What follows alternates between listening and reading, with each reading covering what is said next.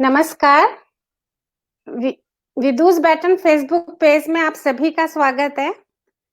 तो जैसा कि आप सब जानते हैं कि हर महीने के तीसरे रविवार को हम किंसयुगी ब्यूटी इम्परफेक्शन अपूर्ण सुंदर है कार्यक्रम करते हैं। इसकी आज 7वें एपिसोड में हमारे साथ हैं सुप्रसिद्ध सामाजिक कार्यकर्ता श्वेता माशीवाल शर्मा जी। श्वेता जी, स्वागत है आपका। थैंक यू, नमस्कार। तो इस समय तो हमें इसके 7वें एपिसोड में ऐसा ही कोई एक कमेंट का वेट कर लूं बस। आप लोग कृपया हमें बता दीजिए कि क्या हमारी आवाज आपके पास ठीक से आ रही है, क्योंकि अभी तक मुझे कोई कमेंट दिखा नहीं है जो अक्सर दिख जाता है। श्वेता जी, आपको तो मेरी आवाज क्लियर है ना एकदम? जी बिल्कुल क्लियर है। तो शायद हम जारी रख सकते हैं। कमेंट्स दिख रहे हैं जी। हाँ दिख गए। हाँ ठीक।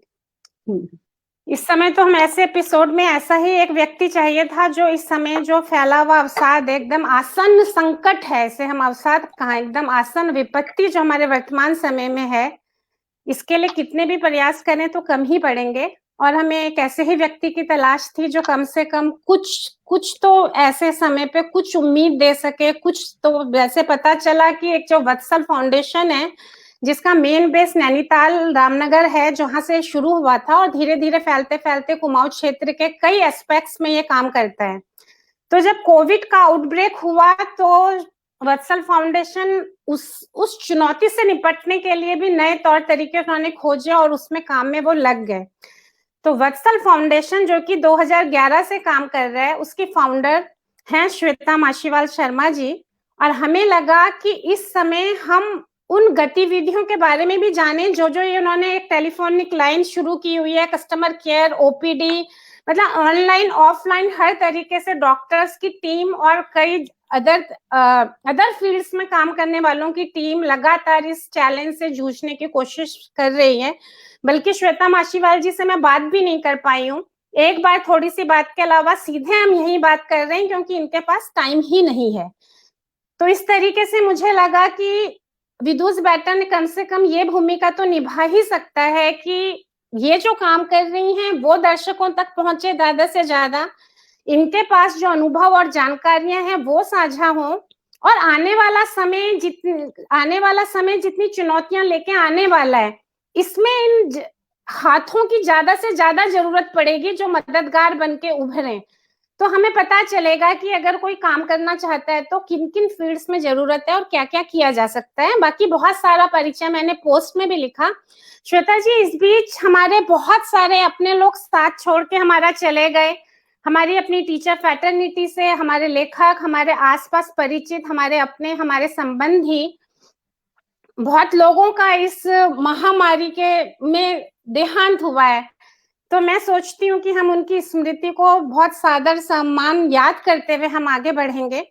बल्कि हम थोड़ी सी बात आगे इस बात पे भी करेंगे कि साथ छोड़ के चले गए बोले तो गलत लगता है, जिंदगी की जंग हार गए तो गलत लगता है। बल्कि कहना चाहिए कि हम एक ऐसी व्यवस्था नहीं बना सके कि हम उन्हें रोक पाते। तो हम उन सभी की स्मृतियों को भी सादर नमन करते हैं। और हम साथ में ये भी कि एक चुनौती, मतलब इसको एक हम संकल्प की तरह भी लेना चाहिए कि इतनी अनमोल जिंदगानियां होती हैं, वो ना जाएं, वो रहें हमारे साथ। और इसमें जो कवि, लेखक और सब जितने भी लोग जो काम कर रहे थे, उनको भी हमें एक नई अर्थवत्ता उसमें ढूंढनी चाहिए, पढ़ना चाहिए, कि ताकि उनकी लौ को भी हम आगे बढ़ाएं। तो इस तरीके से हम उन्हें याद करना चाहते हैं। मैं थोड़ा सा श्वेता जी इस पे कुछ बोलें तब तक मैं एक तुर्की कवि फाजिल हुस्न दामलारका की एक कविता उन सबके लिए पढ़ना चाहती हूँ कि जब तक शब्द मौजूद हैं, मौत किसी को खत्म नहीं कर सकती। हमारे हाथ शब्दों के हाथ में सुरक्षित रहते हैं, हमारे पैर शब्दों के पैर में सुरक्षित रहते हैं। ये सब हर कवि सबसे पहले यही कवि बोलते हैं कि जब कोई कवि मरता है तो सबसे पहले उसे ईश्वर महसूस करता है। और मैं कवि इस समय किसको कहना चाहती हूँ कि जिस समय एक और हमारे जीवन से सांसें छीन रही हैं, ठीक वही वो वक्त होता है, या पहले कौन सा होता है ये भी नहीं पता। शब्दों से मायने छीन रहे होते हैं और जिंदगियों से सांसें, और ये दोनों एक साथ और एक दूसरे को लाने वाले होते हैं। जब बिना किसी बात के इतनी जिंदगियां जाते चले जाएं तो एक और शब्दों का मलबा खड़ा होता रहता है, प्राणहीन, जिनमें प्राण नहीं होते। तो अगर एक सांस बचाने की भी कोई कोशिश करता है तो मैं ये मानती हूँ कि कोई भी व्यक्ति अगर किसी की सांस लौटाने का काम कर रहा है तो एक तरीके से वो शब्दों में मायने भी लौटा रहा होता है। और इस मामले में मैं समझती हूँ कि जो भी इस काम में जुड़ा हुआ है वो सब जीवन के कवि हैं। तो इन पंक्तियों में भी मैं श्वेता जी को और इस सारे ही लोगों को जो इस काम में जुटे हुए हैं उन सबको याद कर रही हूँ, और जो जिन्हें हम रोक नहीं सके अपने साथ जीने के लिए, उन सबको भी।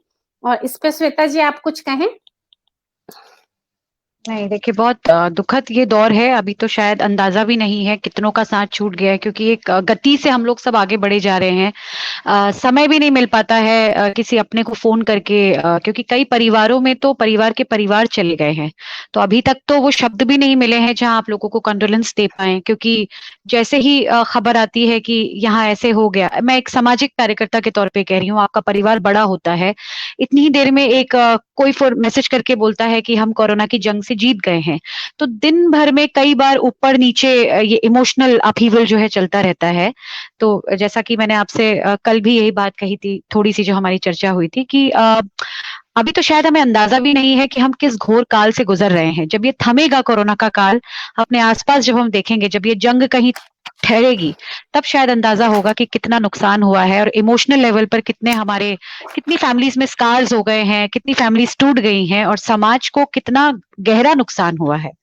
जी जी। तो अभी मैंने जिस तरीके से परिचय देती हूँ और बार वो सारा कुछ मुझसे से करते नहीं बन रहे हैं, हम किश्तों किश्तों में संभाल रहे हैं अपने आप को, किश्तों किश्तों में काम कर रहे हैं। तो श्वेता जी आप इजाजत दें तो अभी हमारे बहुत वरिष्ठ और प्रख्यात कवि मंगलेश डबराल जी जो हैं, वो कोरोना में ही उनका देहांत हुआ था, आप जरूर उन्हें जानती होंगी। जी, और बिल्कुल। आज उनका जन्मदिन भी है, यानी कि उनके देहांत जी के बाद से उनका पहला जन्मदिन। और हमारे जी किंग्स की प्रोग्राम में हम उनकी घट्टी भी ऑक्सीजन कविता पहले भी पढ़ चुके हैं, जो पहले लिखी गई थी, पर कोरोना के समय में बिल्कुल उनकी कविता ऐसे लगती थी जैसे कि ये आज के लिए ही लिखी गई होगी। तो मैं उनकी एक कविता है भारी हवा, उसका पहला हिस्सा तो उन्हें संबोधित है जिनकी वजह से हवा भारी है या गायब है। जब भारी हवा लिखी गई थी तब हवा गायब नहीं थी, अब तो गायब हो गई है। तो उन वो वाला हिस्सा जब वो लोग सामने होंगे तो सुनाया जाएगा। फिलहाल मैं उसका आखिरी हिस्सा पढ़ आधा अंत वाला हिस्सा पढ़ रही हूँ, जो श्वेता, अणुशक्ति और ऐसे तमाम लोग जो इन कामों में लगे हुए हैं, नाम क्या, मतलब इनकी नामों की सूची इतनी ज्यादा लंबी है कि मैं ले भी नहीं सकती, और उसके चक्कर में मैं पढ़ूंगी भी नहीं। जो मुझे लगता है कि हम लोग को, हमारी पीढ़ी के उन लोगों को संबोधित है जिनसे उन्हें उम्मीद थी कि ये लोग बचा लेंगे, मायने भी, सांसें भी, हवाएं भी, है ना, वो हिस्सा मैं पढ़ रही हूँ। तुम कितनी भी कोशिश करो, मनुष्य को कभी मिटा नहीं पाओगे, यही सब कहता हूं किसी उधेड़-बुन और तकलीफ में। आसपास की हवा लोहे सरीखी, भारी और गर्म है। शाम दूर तक फैला हुआ एक बियाबान, जहां कोई सुनता नहीं, सुनकर कोई जवाब नहीं देता। शायद सुनती है सिर्फ यह पृथ्वी और उसके पेड़, जो मुझे लंबे समय से शरण दिए हुए हैं। शायद सुनता है यह आसमान, जो हर सुबह हल्की सी उम्मीद की तरह सर के ऊपर तन जाता है। शायद सुनती है वह मेरी बेटी, जो कहती रहती है, पापा क्या आप मुझे कुछ कह रहे हो?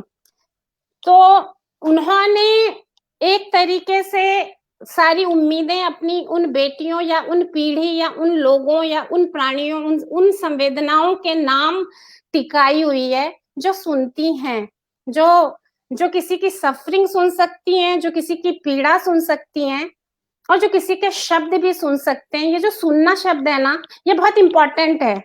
ये जिंदगी, मतलब जिंदगी की धड़कन आप सुन सकते हैं तो आप शब्द भी सुन सकते हैं। तो इसीलिए मुझे मायने लफ्जों के और सांसें कहीं ना कहीं एक ही उससे गुंथी हुई लगती हैं, कि हम एक ही हिस्से में दोनों चीजें लौटा सकते हैं। तो मुझे लगता है कि ये कविता का अंतिम हिस्सा आप जैसे काम करने वालों को संबोधित है, और मैं इसी के हिसाब से आपको पुकार रही हूँ। आपके कामों के बारे में मैं नहीं ज्यादा कहूंगी, क्योंकि वो आपकी बातचीत से खुद पता चलेगा। क्योंकि आप फील्ड में भी काम करती हैं, ये लिखती पढ़ती भी हैं, इनके प्रतिष्ठित पत्रिकाओं में पेपर छपते हैं, इनके इलेक्ट्रॉनिक मीडिया इनको कवर कर चुका है और कई तरह के इनको सम्मान अपने आप मिलते रहते हैं। तो जो लोग फील्ड में काम करते हैं ना, तो उनका काम अपने आप बोलता है। तो मुझे लगता है कि, और ये उससे पहले रेडियो जॉकी थी, एड फिल्मों के प्रोडक्शन से ये जुड़ी हुई थी। तो हम पहले कोरोना पे ही बात करेंगे, फिर थोड़ी सी वत्सल फाउंडेशन के बारे में, उसके बाद हम ये जानना चाहेंगे कि जो लड़की इस सब काम को कर रही है, उसके पीछे जो लड़की, जो बच्ची, जो स्त्री, जो इंसान है, वो क्या है। उसके बाद हम इस तरीके से हम आगे बढ़ते हैं। तो श्वेता जी, अभी मैं ये जानना चाहूंगी कि वत्सल फाउंडेशन पहले से शिक्षा, स्वास्थ्य और सब काम में काम कर रहा था, फिर जब अचानक से ये हुआ कि कोरोना का आउटब्रेक हुआ, तो क्या आपके मन में आया, क्या आपकी पहली प्रतिक्रिया थी, कैसे आपने सारे काम शुरू किए? जब इसका पहला आउटब्रेक हुआ था लास्ट ईयर मार्च में, उससे ठीक पहले जैसा आपने कहा कि हम लोग स्वास्थ्य की ही क्षेत्र में, स्वास्थ्य और शिक्षा के क्षेत्र में ज्यादा काम करते हैं। 26 फरवरी को जिनकी स्मृति में ये एनजीओ है, उनकी ही स्मृति में मेरा ननिहाल है रानीखेत, वहां हमने एम्स के साथ, एम्स ऋषिकेश की टीम के साथ कैंप की जो हमारी श्रृंखला थी, उसका कैंप चल रहा था। और कहीं ना कहीं ये फिक्स हो गया था कि कोविड की अब लहर जो है भारत की तरफ आ सकती है। केरला का केस भी आगे आया था और एक डर पहले उसी दिन आया था कि अगर ये कोविड पहाड़ों में पहुंचता है, क्योंकि हम स्वास्थ्य के क्षेत्र में सेवाएं देते हैं, जो भी दे पाते हैं, तो ये लगा था कि ईश्वर ना करे ये उत्तराखंड में पहुंचे, क्योंकि उत्तराखंड में अगर ये पहुंचा तो स्थिति बहुत खराब होगी। ये पिछले साल की बात थी। और उसके एकदम बाद मुंबई, जहां मेरे 2 घर हैं, रामनगर और मुंबई, जब मैं यहाँ आई और यहाँ पर लॉकडाउन हुआ, पहले तो स्थिति को समझने में शुरुआत में जो तकलीफें आई वो ये आई कि लोगों तक राशन कैसे पहुंचाया जाए। और मुझे लगता है हर काल में समाज का एक बहुत सुंदर और एक बहुत खराब जो रूप है वो बाहर आता है।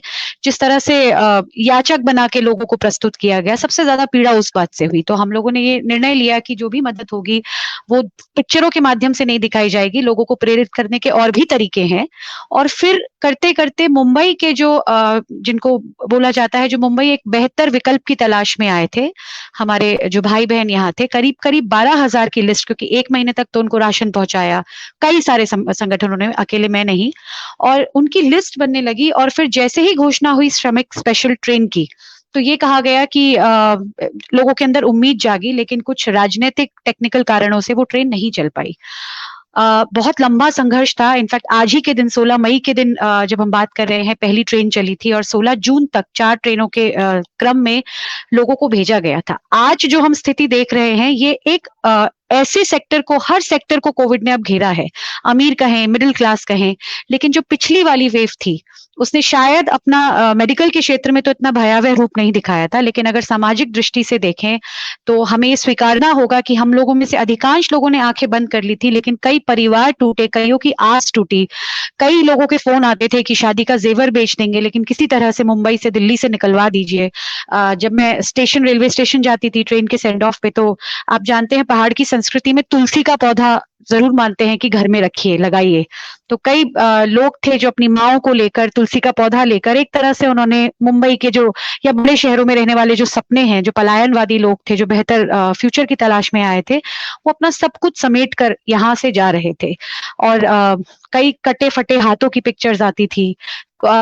दिल उस दिन भरा जिस दिन एक परिवार का फोन आया कि समंदर किनारे बैठे हैं, चक्रवात, कोइंसिडेंटली आज भी मुंबई में चक्रवात आ रहा है, उस वक्त भी चक्रवात था, और रोते रोते फोन आया था कि हम बह तो नहीं जाएंगे। मतलब एक असुरक्षा थी, भय था। तो एक सेक्शन ने तो वो त्रासदी पिछले साल ही झेल ली थी, लेकिन उस वक्त हमें लगता था कि ये बड़ा कड़ा संघर्ष है। लेकिन अगर आज की दृष्टि से देखते हैं, सांस तक नहीं आती लोगों को जब वो फोन करते हैं कि अस्पतालों में बेड दिलवा दीजिए या प्लाज्मा या जो भी चीजें होती हैं, तो लगता है पिछले साल का संघर्ष शायद इससे आसान था। वो रोटी के लिए संघर्ष था, वो कहीं दूर जाने के लिए संघर्ष था। अभी तो करते करते करते हम क्रम में इतना नीचे आ गए हैं कि सांस लेना तक दूभर हो गया है। लेकिन ये अंदाजा नहीं था बिल्कुल कि जो इसकी सेकेंड वेव आएगी। हालांकि कहते हैं हर पेंडेमिक की 3 वेव्स आती हैं, कि इतना लाइटली, चाहे भारत की जनता हो, चाहे देवभूमि की जनता हो, या फिर हमारी सरकारें हो, हमारा सिस्टम हो, इतना लाइटली ले लेंगे कि हम ये गेज ही नहीं कर पाएंगे कि दूसरी जो है इसकी वेव, वो और भी ज्यादा प्रबल होकर सामने आएगी। जी जी, तो अभी इस समय जो आप करंट में काम कर रही हैं, मुझे लगता है पहले हम उस पे बात कर लेते हैं, उससे तो बहुत लोग डायरेक्ट भी रिलेट करें। कई बार तो ये होता है कि जी जी सुनते-सुनते जरूरत पड़ जाएगी, जैसे कल मैं आपसे फ़ोन पे बात कर रही थी, तुरंत कोई ज़रूरत आन पड़ी, है ना? तो अभी जी पहले जी उस पे ही बात करते हैं। जी। जी। तो इस बार जो है व्यवस्था, जैसा कि मैंने कहा कि मार्च तक, होली तक तो अंदाजा नहीं था, सामाजिक कार्यक्रम भी चल रहे थे, लोगों का होली मिलन समारोह भी चल रहा था, लेकिन दिल्ली में दस्तक देनी शुरू कर दी थी और उत्तराखंड में भी जो बहुत बड़ा आध्यात्मिक कार्यक्रम होता है कुंभ, उसको लेकर भी आशंकाएं थी कि किस तरह से संभालेंगे अगर बात बिगड़ गई। और यकीन मानिए पता ही नहीं चला, 3 तारीख मई से आज हम 3 तारीख अप्रैल से, माफ कीजिएगा, आज हम इस तारीख पे हैं, ये पूरा 1.5 महीना कहाँ गया है, किस तरह से गया है, कितनी रातें हम लोगों की मतलब हम लोग सोने, हम सिर्फ अगेन जब मैं हम कहती हूँ तो मैं उन सभी लोगों को ये समर्पित करती हूँ जो थोड़ा बहुत भी समाज के लिए एक प्रति अपनी एक जिम्मेदार सोच रखते हैं। अगर वो भी नहीं रखते हैं तो कोई भी परिवार शायद ऐसा नहीं है जिनके शुभचिंतकों में या रिश्तेदारी में या परिवार में कोई ना कोई अफेक्टेड नहीं हुआ हो। तो नींदें कॉम्प्रोमाइज हुई हैं लोगों की। आप सोचिए, वेंटिलेटर के लिए प्रतीक्षा 20 या 30 है, मतलब आपको पता है कि वेंटिलेटर पे जब पेशेंट को डाला जाता है तब हालात बहुत अच्छे नहीं रहते, उसके लिए प्रतीक्षा के कॉल्स आते हैं। तो हमारी जो टीम है वो वत्सल के जितने भी वॉलंटियर्स हैं, एक टोटली नॉन कमर्शियल एनजीओ है, और यहाँ पे जितने भी हमारे कार्यकर्ता हैं वो स्वेच्छा से जुड़े हुए हैं, सैलरी बेसिस पे कोई काम नहीं करता। तो बस करते करते टीम का गठन हुआ। पहले तो ऐसे लगा कि बस डिमांड आ रही है, एक ही ब्लड ग्रुप के लिए एक मैसेज आता था 10 तरीके से, फिर हमने पहले तीसरे चौथे दिन में टीम स्ट्रीमलाइन कर ली, प्लाज्मा डोनेशन के लिए एक अलग टीम बनाई, हॉस्पिटल्स में एडमिशन के लिए कुमाऊं में एक अलग टीम बनाई। जो उत्तराखंड से बाहर रह रहे थे हमारे भाई बंधु, जैसे गुड़गांव की समस्याएं आई, बैंगलोर में समस्याएं आई, तो जिस तरह से ये स्वतः बनता चला गया, ट्विटर पे अगर आप देखेंगे तो उस वक्त फिर हमने युवाओं से आह्वान किया कि अगर आप सोशल मीडिया पे आते हैं दिन का 1 घंटा भी, तो लीड्स आजकल एक बहुत इंपॉर्टेंट वर्ड बन गया है जो सोशल मीडिया का प्रयोग करते हैं, कोई लीड दे दीजिए, वेरीफाई कर लीजिए।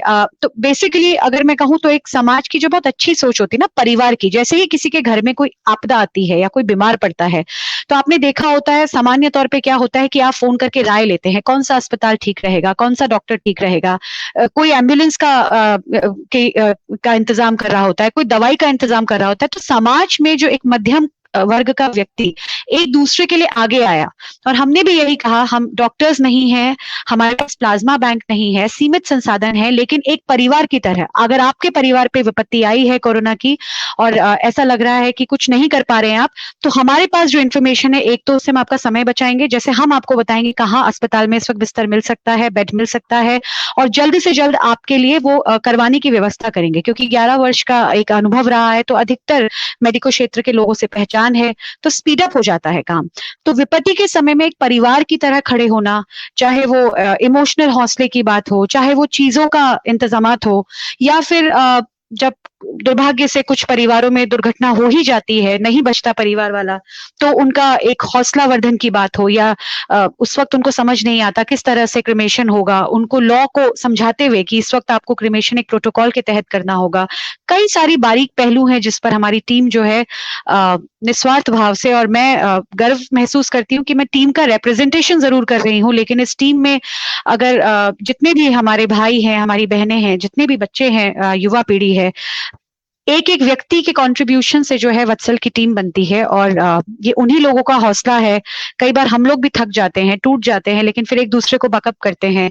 लेकिन अगर मैं जमीनी हकीकत कहूँ तो आज भी बहुत सारी नकारात्मकता बिल्कुल है, कई परिवार उजड़े हैं, लेकिन एक सकारात्मक पहलू आया है कम्युनिटी लिविंग का, एक दूसरे के लिए खड़े होना, एक दूसरे के लिए चीजें ढूंढना, और एक कसक कि काश मैं भी इस वक्त कुछ कर पाऊं किसी तरह से। जो बच्चे भी बोलते हैं कि जुड़ना चाहते हैं, नए बच्चे जो आज तक सामाजिक क्षेत्र से उस तरह से नहीं जुड़े थे, उनके परिवार में आपदा आई और उनको लगा कि कितना जरूरी होता है समाज में एक दूसरे के लिए खड़े होना, जो कहीं ना कहीं इस जनरेशन में हम देख रहे थे कि लैक कर रहा है। तो सोच में अंतर आया है, आदमी फिर से एक सामाजिक व्यवस्था के अंतर्गत एक दूसरे के साथ खड़े होने के लिए फिर तैयार है। तो ये सकारात्मकता जो है, इस तमाम भीषण नकारात्मकता है उसके बीच से ये जरूर निकल के आया है।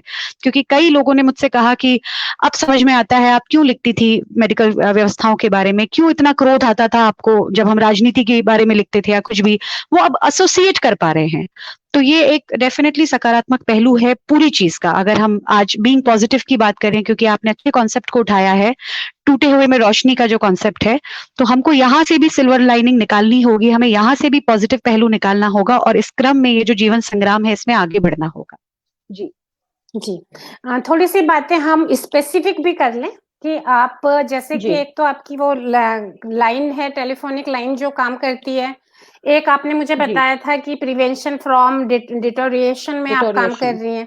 तो जो टोटल में काम आपके हैं, मतलब अलग-अलग स्पेसिफिक, उनके बारे में भी थोड़ी-सी जानकारी आप जी, तो जैसा मैंने आपसे कहा शुरुआत में हमको भी नहीं मालूम था किस तरह से मदद करनी है, बस जो आया अस्पताल करवा दिया, प्लाज्मा करवा दिया, जितना हो सका। फिर हमने ये डिसाइड किया कि ये सब काफी नहीं है, क्योंकि रातों रात तो देखिए अस्पताल नहीं बन जाएंगे उत्तराखंड में। हम 20 साल से व्यवस्थाओं को लेकर सजग नहीं थे, जो मेजॉरिटी जनता थी। तो हमें लगा, और गाँव से जो कॉल्स आते थे, कई बार ऐसा लगता था कि समझ नहीं आता था किस तरह से मदद करें उनकी। तो 2 क्रमों में कार्यक्रम चलाने की फिर करते-करते समझ आई। तो पहले क्रम में तो जैसा हमने कहा, एक परिवार की तरह साथ खड़े होना, चीजों के इंतजामात करना, और जहां डॉक्टर्स नहीं हैं वहां एक फॉर्म बनवाकर हमने उसको व्यवस्थित किया, क्योंकि फोन आता था सांस नहीं आ रही है। अब सिर्फ सांस नहीं आ रही है पे कोई डॉक्टर आपको राय नहीं दे सकता, आपको पूरा केस स्टडी समझना होता है, कितने दिन से लक्षण आए, कौन सी दवाई खाई, क्या क्या हुआ, और फिर मेजरिंग डिवाइसेस ये सब नहीं थे। तो हमने अब ये सारी मदद के बीच एक दूसरा प्रोग्राम लॉन्च किया है ग्रामीण इलाकों के लिए, प्रिवेंशन फ्रॉम डिटोरिएशन। क्योंकि जो हमने स्टडी करके समझा कि ऐसा नहीं है पहले दिन ही आपको हॉस्पिटलाइज हो जाने की जरूरत है। अधिकतर केसेस में जो डिले हो रहा है दवाई देने के मामले में या विजिलेंस के मामले में, आदमी सचेत नहीं हो रहा है, मौसमी बुखार समझकर, वायरल समझकर उसको इग्नोर कर देता है। कई जगह पर आप जानकर हैरान रहेंगे कि टाइफाइड और निमोनिया जो इस बीमारी की वजह से ही होता है, उसका गलत इलाज हो जा रहा है, और उसके बाद बिल्कुल जब 20-30 SpO2 रहता है तब पेशेंट हल्द्वानी या ऋषिकेश की तरफ भागता है।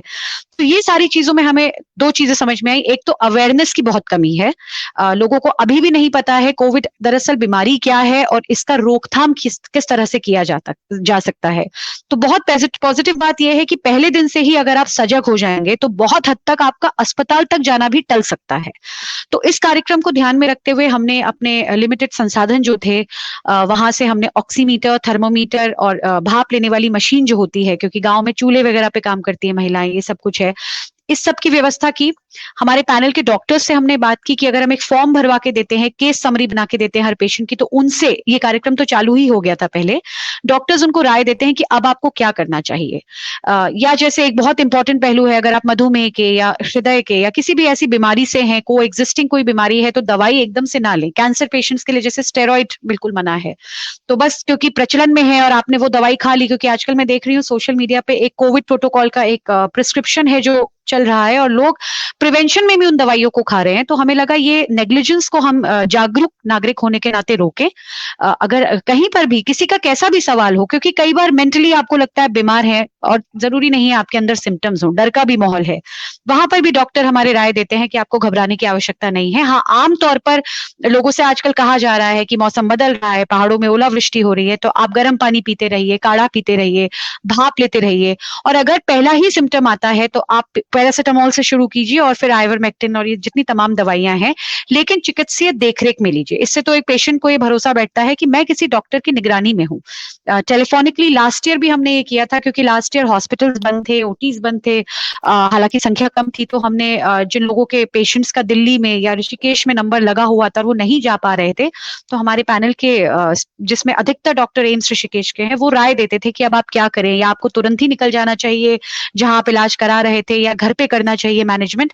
तो उसी को आगे ले जाते हुए, कोविड पर फोकस करते हुए हम लोगों ने कार्यक्रम शुरू किया है। तो इसमें यह होता है कि हम एक गांव में ग्राम प्रधान से बात करके, जैसा कि मैं बार बार कहती हूँ, सीमित संसाधन, तो अगर एक गांव की आबादी 100 है तो हम 2 ऑक्सीमीटर 2 थर्मोमीटर पहुंचा रहे हैं, और उनको बोल रहे हैं प्रयोग तक रखिए और उसके बाद किसी दूसरे को दीजिए। सैनिटाइजर भी उसमें है, मास्क भी उसमें है, जरूरत पड़ने पर दवा की किट भी है, और भी भाप लेने वाली मशीन है। कॉन्सेंट्रेटर्स उच्च क्वालिटी के हमने बाहर से मंगवाए हैं, वो भी कुछ दिनों में हमारे बीच होंगे। और व्यक्ति के लिए हमने लिटरेचर दिया हुआ है, गांव-गांव में हम ये जागरूकता का प्रचार करना चाह रहे हैं कि कोविड है क्या। कई सारे सवाल हैं, सोशल मीडिया के फॉरवर्ड्स पे मत जाइए, डॉक्टर्स का वेरीफाइड हमारे हमारे पास एक लिटरेचर है, उसको पढ़िए, अपने लक्षणों को समझिए, डॉक्टर की राय लीजिए, और शायद मुझे लगता है कि कई जीवनों में हम एक पॉजिटिव बदलाव ला पाएंगे और घर पर ही रोकथाम हो जाएगी, तो प्रिवेंशन हो जाएगा डिटोरिएशन से, और आपको शायद अस्पताल पहुंचना ही ना पड़े। तो एक छोटी सी कोशिश है, इसी तरह से हम लोगों ने कार्यक्रम जो है रूरल एरियाज में शुरू किया है, पहाड़ों में जहां लोगों को मालूम ही नहीं है कोरोना है क्या, चाइना वायरस बोलते हैं इसको, या कुछ ये भी कॉन्सेप्ट था कि हमारे वहां तो ताजी हवा है, ये दिल्ली मुंबई की बीमारी है, जिस तरह से मीडिया में दुष्प्रचार हुआ। अब ये बीमारी डेफिनेटली पहाड़ों में पहुंच चुकी है और लोगों को जागरूकता की आवश्यकता है, क्योंकि अभी तो जैसा मैंने पहले सेगमेंट में कहा, मालूम भी नहीं कितना नुकसान हुआ है। तो सभी को, और सोशल मीडिया का जो लोग प्रयोग करते हैं उनको भी आगे आकर वेरीफाइड, जैसे प्रोनिंग एक प्रोसेस है ना, अगर रात को कई पेशेंट्स का फोन आया कि सांस नहीं आ रही है, फिर हमने उनको डेमोन्स्ट्रेशन दिया वीडियो में कि इस तरह से लेट जाइए सुबह, क्योंकि 3 बजे हर जगह एम्बुलेंस नहीं मिल सकती, किसी तरह से 3-4 घंटे उनके निकाले, जहां जरूरत पड़ी वहां होम्योपैथी की दवाई भी हमने अवेलेबल करवाई, और उनको हॉस्पिटल लाने तक हमने स्टेबल रखा। और कई मामले ऐसे हुए हैं, जैसे सल्ट जो एक इलाका है, पिछड़ा इलाका माना जाता है कुमाऊं का, रामनगर से ऊपर, 60 ऑक्सीजन में उनको हम हॉस्पिटल लेके आए, और जब उनका डिस्चार्ज होता है तो एक पर्सनल विक्ट्री सी लगती है कि हम किसी की लाइफ में ये छू पाए उसको, इस तरह से उसको एक नया जीवन मिल पाया। वैसे हम सिर्फ माध्यम है, जो भी कर रहे हैं हमारे फ्रंट लाइन के चिकित्सक कर रहे हैं, लेकिन हम एक जिम्मेदार नागरिक की भूमिका निभा पाए, ये संतोष जरूर होता है। जी जी, एक बार ये वाला पॉइंट आप श्वेता जी क्लियर कर दीजिए कृपया, जो आपने टाइफाइड और उसका बोला ना, टाइफाइड वाला। हाँ, ये एक बहुत लोगों का जी कई जगह, और मैं लापरवाही नहीं कहूंगी इस वक्त, क्योंकि चिकित्सक भी जो है वो बहुत प्रेशर में काम कर रहे हैं। पहले ये होता था कि अगर सरकारी अस्पताल के चिकित्सक हैं या प्राइवेट ओपीडी के भी हैं, वो समझाते थे मरीज को ओपीडी के बाद कि आपको ये हुआ है, ये दवाई इस दिन खानी है, इस दिन खानी है। इस वक्त एक व्यक्ति जो अमूमन 40 पेशेंट्स को अटेंड करता था, उसके ऊपर 150 का प्रेशर है। फिर सामाजिक प्रेशर है, जैसे हमें किसी डॉक्टर को कहते हैं कि आप इन पेशेंट को जरूर अटेंड कर लीजिएगा आज, ऐसे तमाम लोग उनको फोन करते होंगे, तो वो प्रेशर में कई बार समझा नहीं पाते। ऐसे कई केसेस सामने आए हैं जहां पर ये लगा है कि टाइफाइड हुआ है, टाइफाइड का इलाज शुरू कर दिया है, और मरीज ने ये मान लिया है कि मुझे कोरोना नहीं है, मुझे टाइफाइड है। वो ये नहीं समझ पा रहा है, या कुछ डॉक्टर्स जल्दीबाजी में नहीं समझा पा रहे हैं कि टाइफाइड वायरल जिसको समझ रहे हैं लोग, या निमोनिया, ये कोरोना की वजह से हुई चीजें हैं। ये अपने आप स्वतः आपको नॉर्मल टाइफाइड नहीं हुआ है, और इसका जो मेडिकेशन है वो कोविड प्रोटोकॉल के अंतर्गत हो। और एक बहुत दूसरी बड़ी गलती जो लोग कर रहे हैं, जो फॉरवर्ड्स पे चल रहे हैं, एक दो प्रिस्क्रिप्शन चल रहे हैं। जैसा मैंने कहा, हर दवाई हर व्यक्ति के लिए नहीं होती है, क्योंकि कोई सेट इलाज नहीं है अभी तक कोविड का। किसी की बॉडी में स्टेरॉइड सूट कर रहे हैं, शायद किसी के लिए प्लाज्मा थेरेपी काम कर रही है, किसी के लिए माइनर दवाइयों से ही ठीक हो जा रहा है। लेकिन लोग क्या कर रहे हैं कि डर में, भय में, पता नहीं डॉक्टर इलाज ठीक से कर रहा है या नहीं कर रहा है, वो खुद ही स्टेरॉइड का सेवन शुरू कर देते हैं। अब टाइफाइड की अगर डॉक्टर आपको प्रोटोकॉल में डाला है, समझा नहीं पाया है, आपने गूगल किया, कहीं से समझा कि ये दवाई उसको लगी थी और आपने भी उसी दवाई का प्रयोग शुरू कर दिया। ये प्रैक्टिसेस भी बहुत हो रही हैं, जिसके लिए मुझे लगता है फिर से सोशल मीडिया के जिम्मेदार लोगों को आगे आकर इन भ्रांतियों को मिटाने का काम करना होगा। जी जी हाँ, ये जानकारी तो बहुत ही जरूरी थी, क्योंकि ये तो मुझे नहीं लगता है कि बहुत लोगों को पता होगा कि जो आपने अभी टाइफाइड वाली बताई, क्योंकि मैंने कई फेसबुक पोस्ट में ये बात पढ़ी थी कि नहीं मुझे कोरोना नहीं, मुझे टाइफाइड है। तो आपका मतलब है कि ट्रीटमेंट में भी कुछ प्रॉब्लम आई होगी इससे, है ना? बिल्कुल। तो और जो आपका जैसे जो बेस है वो तो वत्सल के क्रियाकलापों का था ना, नैनीताल, रामनगर या कुमाऊं का रीजन। ये जो आप लोग कोविड के लिए कर रहे हैं, इसमें आप सबको कवर करते हैं शायद, हेल्पलाइन भी जो है, या नहीं, पहले भी जो हमने किया, जैसे अगर मैं कहूँ वत्सल, हाँ, शुरुआत रामनगर से हुई थी, मेरा गृह क्षेत्र है, फिर नैनीताल जिला, अल्मोड़ा, कुमाऊं में हमने एम्स के कैंप्स लगाए। लेकिन कई जनहित के मुद्दे हैं, जैसे नशे के खिलाफ हमारी याचिका थी, या कोविड के टाइम से हमारी याचिका चल रही है व्यवस्थाओं को सुधारने की। तो ये कहना कि हम सिर्फ कुमाऊं में ही काम कर रहे हैं, ये थोड़ा मुझे लगता है लिमिट करना होगा, क्योंकि जैसा कि मैंने कहा, पिछले साल मुंबई के प्रवासियों को वापस भेजने में एक अहम भूमिका हमारे वॉलंटियर्स ने निभाई थी, या बैंगलोर में कोई रह रहा है, सोशल मीडिया दुनिया को करीब ले आया है। अब ये बैरियर्स नहीं रहे हैं कि मैं हल्द्वानी की हूँ या मैं गुड़गांव की हूँ। जो व्यक्ति जहां परेशानी में है, उम्मीद लेकर आपके पास आता है, हम कुछ कर पाए या ना कर पाए, लेकिन ये जरूर है कि हम एक ऑनेस्ट कोशिश जरूर करते हैं मदद पहुंचाने की। लेकिन हाँ, ये जरूर है कि मुझे लगता है डिसिप्लिन भी जरूरी है, क्योंकि हम 1 घंटा बैंगलोर में समय मतलब वेस्ट तो नहीं मैं कहूंगी, लेकिन 1 घंटा वहां व्यतीत करें और मरीज तक मदद ना पहुंचा पाए, इससे अच्छा ये है कि हम कुमाऊं जहां जानते हैं समाधानों को, कौन दे सकता है समाधान ये जानते हैं, तो थोड़ा टीम का फोकस 80% जरूर कुमाऊं रहता है या 70%, लेकिन 30% बाकी एरियाज को भी हम, ऐसा नहीं है कि हम बोल देते हैं हम यहाँ सेवा नहीं देते हैं। सबका नेटवर्क है, ढूंढ ढांड के गुड़गांव से लेकर, बैंगलोर से लेकर, मुंबई से लेकर पुणे, कुछ ऐसे शहर है जहां पर हम कई मरीजों को थोड़ा बहुत जो हमारे लायक था वो मदद पहुंचा पाए हैं। जी हाँ, ये हम, मुझे लगा कि दर्शकों को क्लियर होना चाहिए कि आप, हम अप्रोच कर सकते हैं, लेकिन आपका अनुभव, जो बारीक जानकारी है, वो एक क्षेत्र विशेष की है ना। मैं सोचती हूँ रवि मोहन जी के फोन से ये साधना मोहन जी बोल रही हैं। मैं सोचती हूँ कि इनका ये क्वेश्चन अभी के अभी आप ले लीजिए तो अच्छा रहेगा। मैं पढ़ूं कि दिख रहा है आपको? जी, रवि मोहन जी वेल का डन मैसेज है। मैनेजमेंट, हाँ, साधना मोहन जी का, well done management, God bless you and your team. In March, I too got typhoid medication by a doctor of Kailash Hospital. Hope it was genuine. तो मुझे लगा कहीं इनको कोई डाउट, अगर ये ठीक हो चुकी हैं तो आई थिंक इट्स ओके, लेकिन आप बता दीजिए। हाँ, जैसा मैंने कहा कि पेशेंट टू पेशेंट डिपेंड करता है, क्योंकि इनके डॉक्टर, मैं बार बार इस बात की तस्दीक कर रही हूँ कि एक डॉक्टर को ही पता होता है कि क्या है आपकी बॉडी में, वो आपकी केस समरी के हिसाब से आपका इलाज करता है। टाइफॉइड जो हो रहा है, मैं फिर से क्लियर कर दूं, टाइफॉइड या निमोनिया या जो वायरल जिसको लोग समझ रहे हैं, ये हो रहा है, ऐसा नहीं है कि उसका डायग्नोसिस गलत है, लेकिन उसके इलाज को जो करना है वो कोविड पॉइंट ऑफ व्यू से करना होगा। सिर्फ टाइफॉइड, जनरल टाइफॉइड का इलाज नहीं होगा। तो जहां तक मुझे लगता है प्रतिष्ठित हॉस्पिटल है, वहां पर उन्होंने समझा होगा, टाइफॉइड के साथ आपको कुछ ऐसे ड्रग्स भी दिए गए होंगे जो कोविड से रिलेटेड थे। इस बारे में जैसा मैंने कहा, मैं चिकित्सक तो नहीं हूं, लेकिन मेरा जो एक्सपीरियंस है, जो अनुभव रहा है, उसके आधार पर मैं कह सकती हूँ कि इलाज गलत हुए जरूरी नहीं है, लेकिन एक मरीज को ये जानकारी होनी चाहिए कि उसका किस चीज का इलाज हो रहा है। अगर आपके मन में कोई सवाल है तो उसको स्थिति को समझते हुए, डॉक्टर्स के ऊपर प्रेशर को समझते हुए, आप अपने चिकित्सक से जरूर पूछें कि ये किस चीज का इलाज हो रहा है और क्या मेरा डायग्नोसिस है। और और यकीन मानिए, कोई भी अच्छा डॉक्टर इस सवाल को खराब नहीं मानता है, उसको अच्छा लगता है कि मरीज जो है वो जागरूक नागरिक है, ऐसे सामने आया और कहीं ना कहीं समझने की कोशिश कर रहा है कि मेरा प्रयास जो है इस मरीज के जीवन को बचाने का है। जी, इसको भी ले लेते हैं। पवन नेगी जी बोल रहे हैं कि we have a similar Covid task force in our organisation and I can totally relate to what you are saying. We have also struggles to get the right leads. 99 out of 100 leads are unverified and most turn out to be either false or dated or outdated or obsolete. इस पे भी मुझे कुछ कहना है। कई बार बहुत सारे हमारे हाँ. मेरे जो पर्सनल मित्र हैं जिन्होंने ट्विटर पे कुछ डाला, लोगों ने उनको फ्लडेड कर दिया बिना वेरीफाई करे। इसलिए मैंने स्ट्रीमलाइन शब्द का प्रयोग किया था कि स्ट्रीमलाइनिंग और डिसिप्लिन बहुत जरूरी है। कई बार ये भी होता है कि एक लीड आई कि मान लीजिए गुड़गांव में इस दुकान पे सिलेंडर अवेलेबल है, तो ऐसा नहीं है कि आप उन्हें फोन करके वेरीफाई करें, लेकिन हाँ, इतना जरूर है, आपके किसी अपने को या परिचित आपको कहीं से लीड मिली है, आप एक बार पहले तो नीड को वेरीफाई करें, क्योंकि अधिकतर केसेस में जब तक सेकंड लेयर में आप उसको फॉरवर्ड करते हैं, वो नीड को, that need has been met, वो हो चुकी होती है खत्म। तो वेरीफाई करके ही आप ऐसे ऑर्गेनाइजेशंस को पहले तो नीड वेरीफाई करें कि ये नीड जरूरी है या नहीं।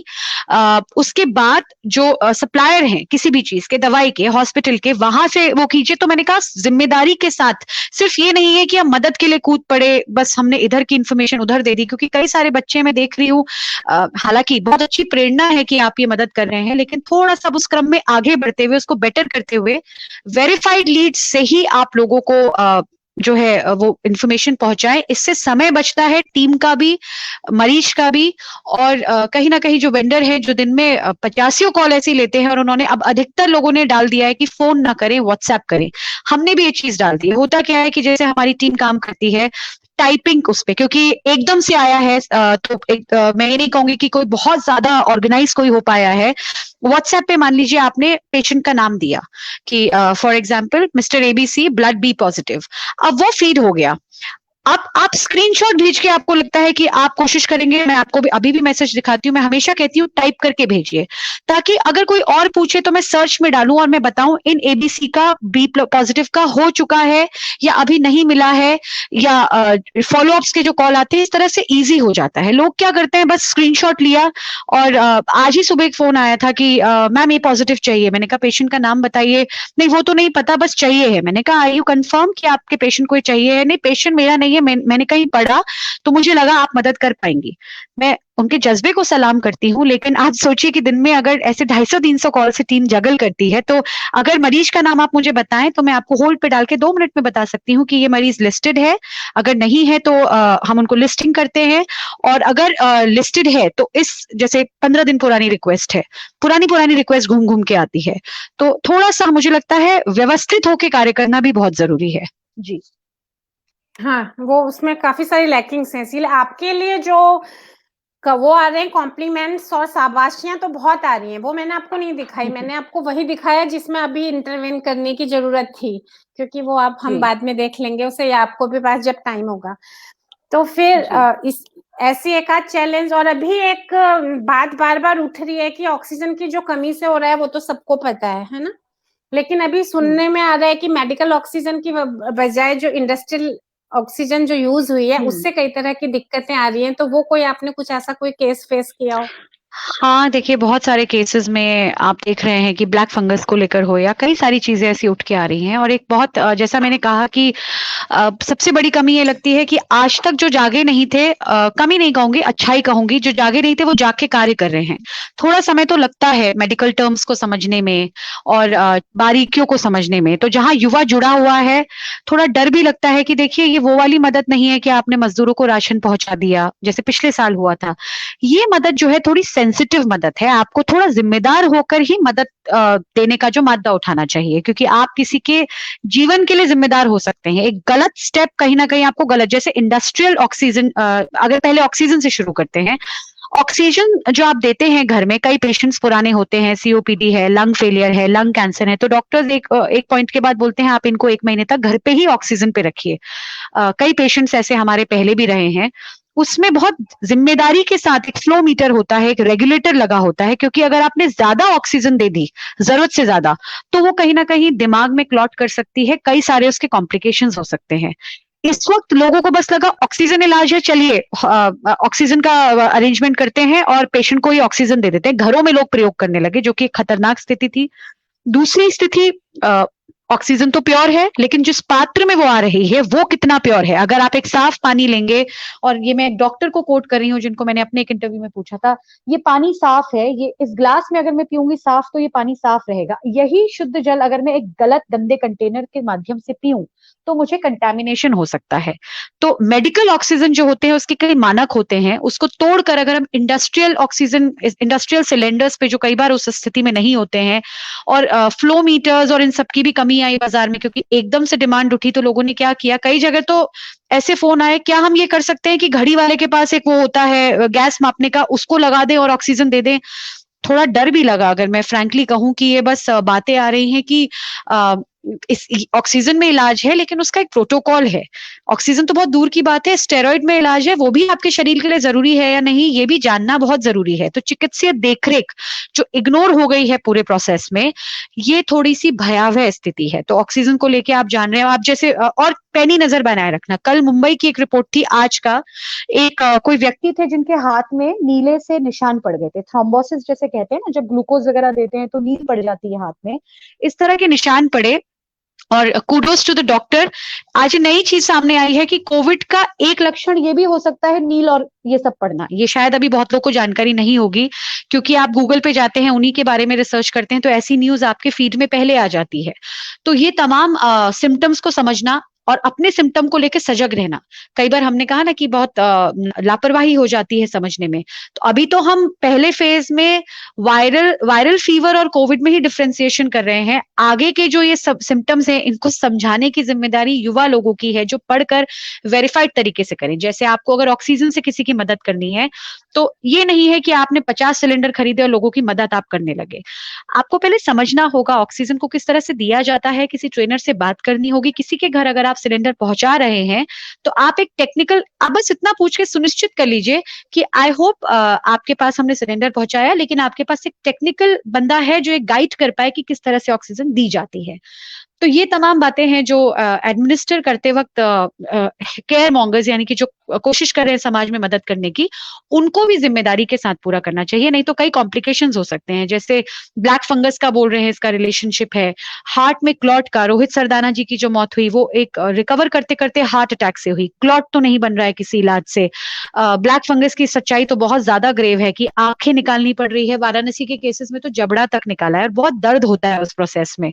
और अब सैडली टू स्पीक कुछ उत्तराखंड में भी केसेस आए हैं सामने, कुछ सस्पेक्टेड केसेस हैं, हालांकि अभी कंफर्म नहीं है, लेकिन सस्पेक्टेड केसेस आ रहे हैं। ये कहीं ना कहीं इलाज में हुई लापरवाही की वजह से है।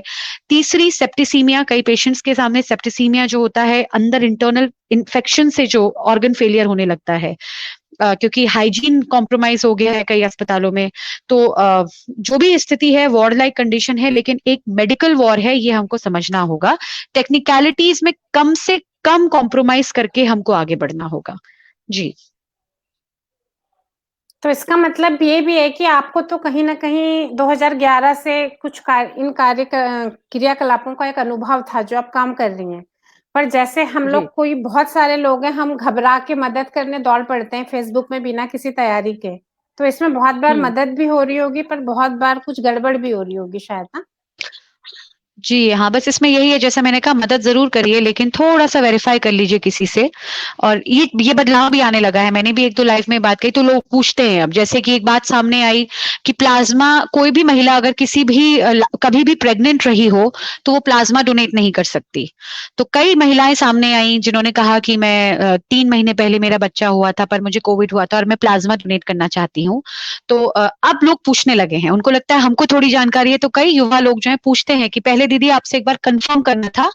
कई बार मुझे भी नहीं पता होता है क्योंकि हमारे लिए भी कई चीजें नहीं है, तो हम किसी चिकित्सक से पूछते हैं या किसी टेक्निकल हेड से पूछते हैं, तब आके इन्फॉर्मेशन देते हैं। तो बदलाव भी आने लगा है, लोग थोड़ी जानकारी बढ़ाने की कोशिश भी कर रहे हैं, लेकिन इस कोशिश पर कि मदद करें लेकिन जिम्मेदारी से मदद करें, ये थोड़ा सा डिफरेंस जो है इसको अभी भी गैप करने की, ब्रिज करने की कोशिश है।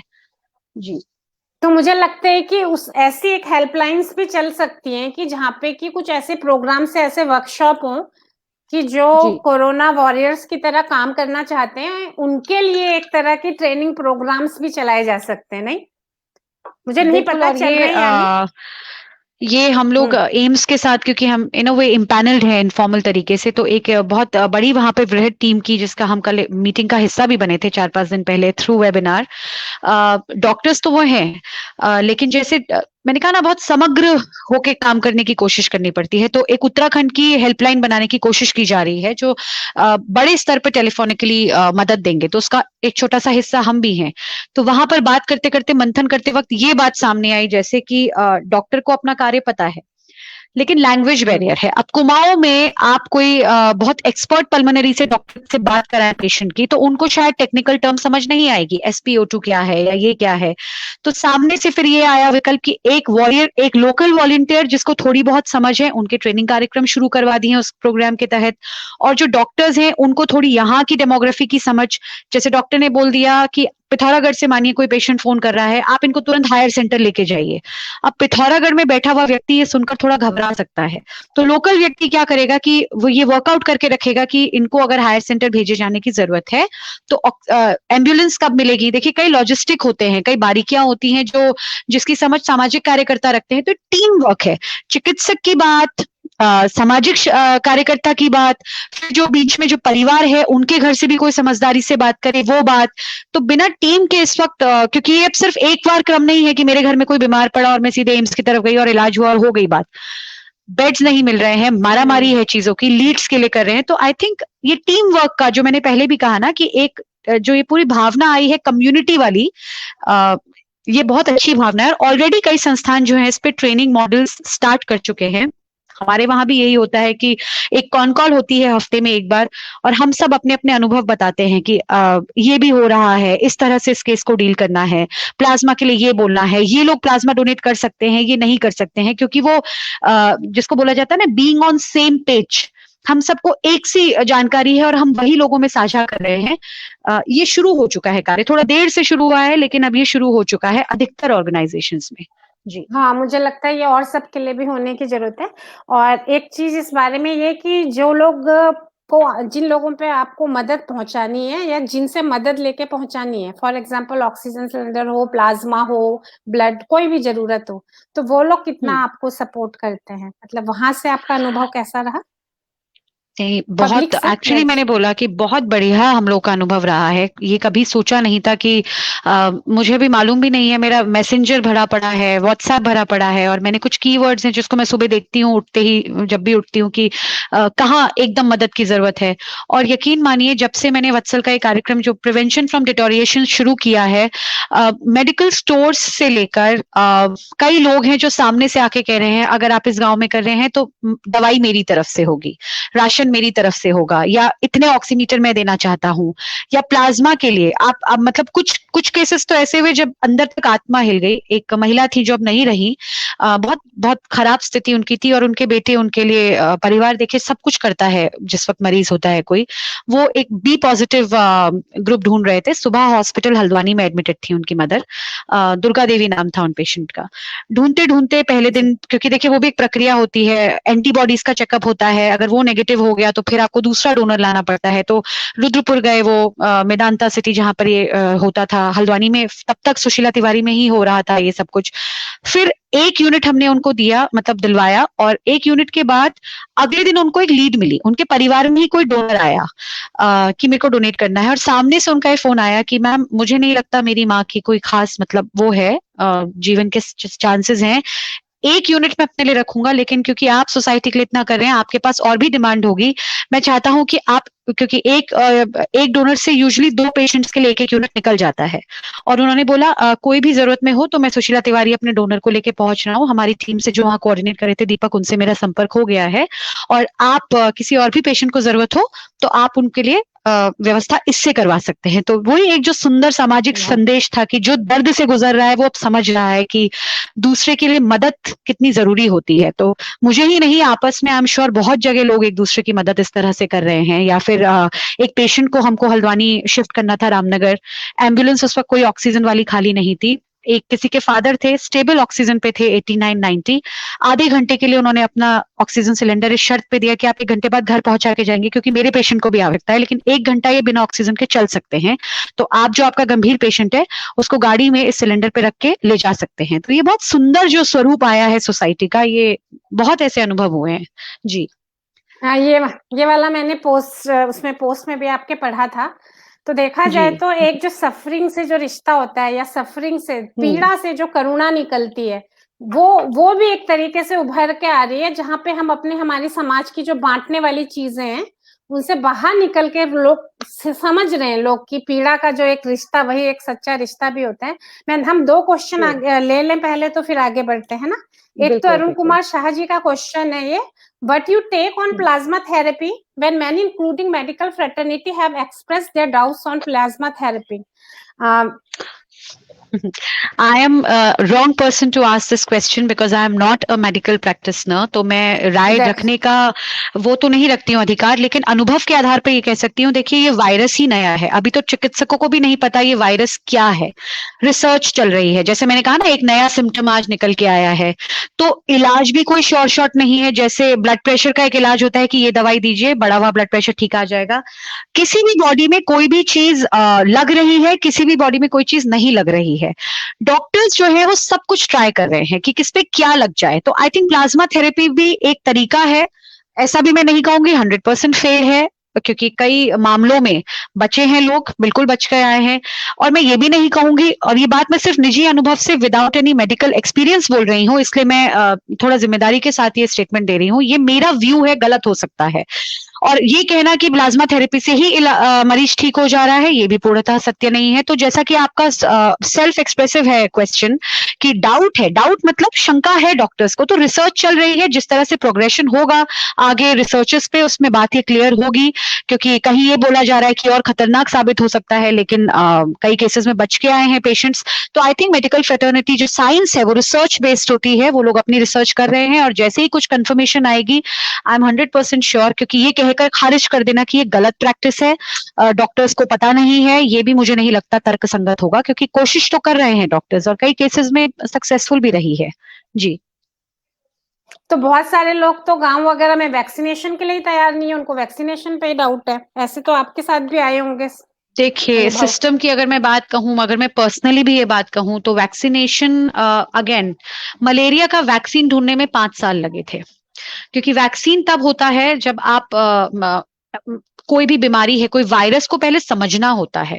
वायरस ही को अभी नहीं समझे हैं, तो वैक्सीन पे 100% ये तो मैं नहीं कह सकती कि आ गया है, लेकिन अभी हमारे पास विकल्प क्या है? कहीं ना कहीं वही बात है कि उसी वैक्सीन ने लोगों की फर्टिलिटी यानी कि जो मृत्यु दर है उसको कम किया है। कई देशों में, अमेरिका जैसे देशों में तो ये भी हुआ है कि वैक्सीन के बाद उन्होंने ये प्रोटोकॉल जारी कर दिया कि आपको मास्क की आवश्यकता नहीं है।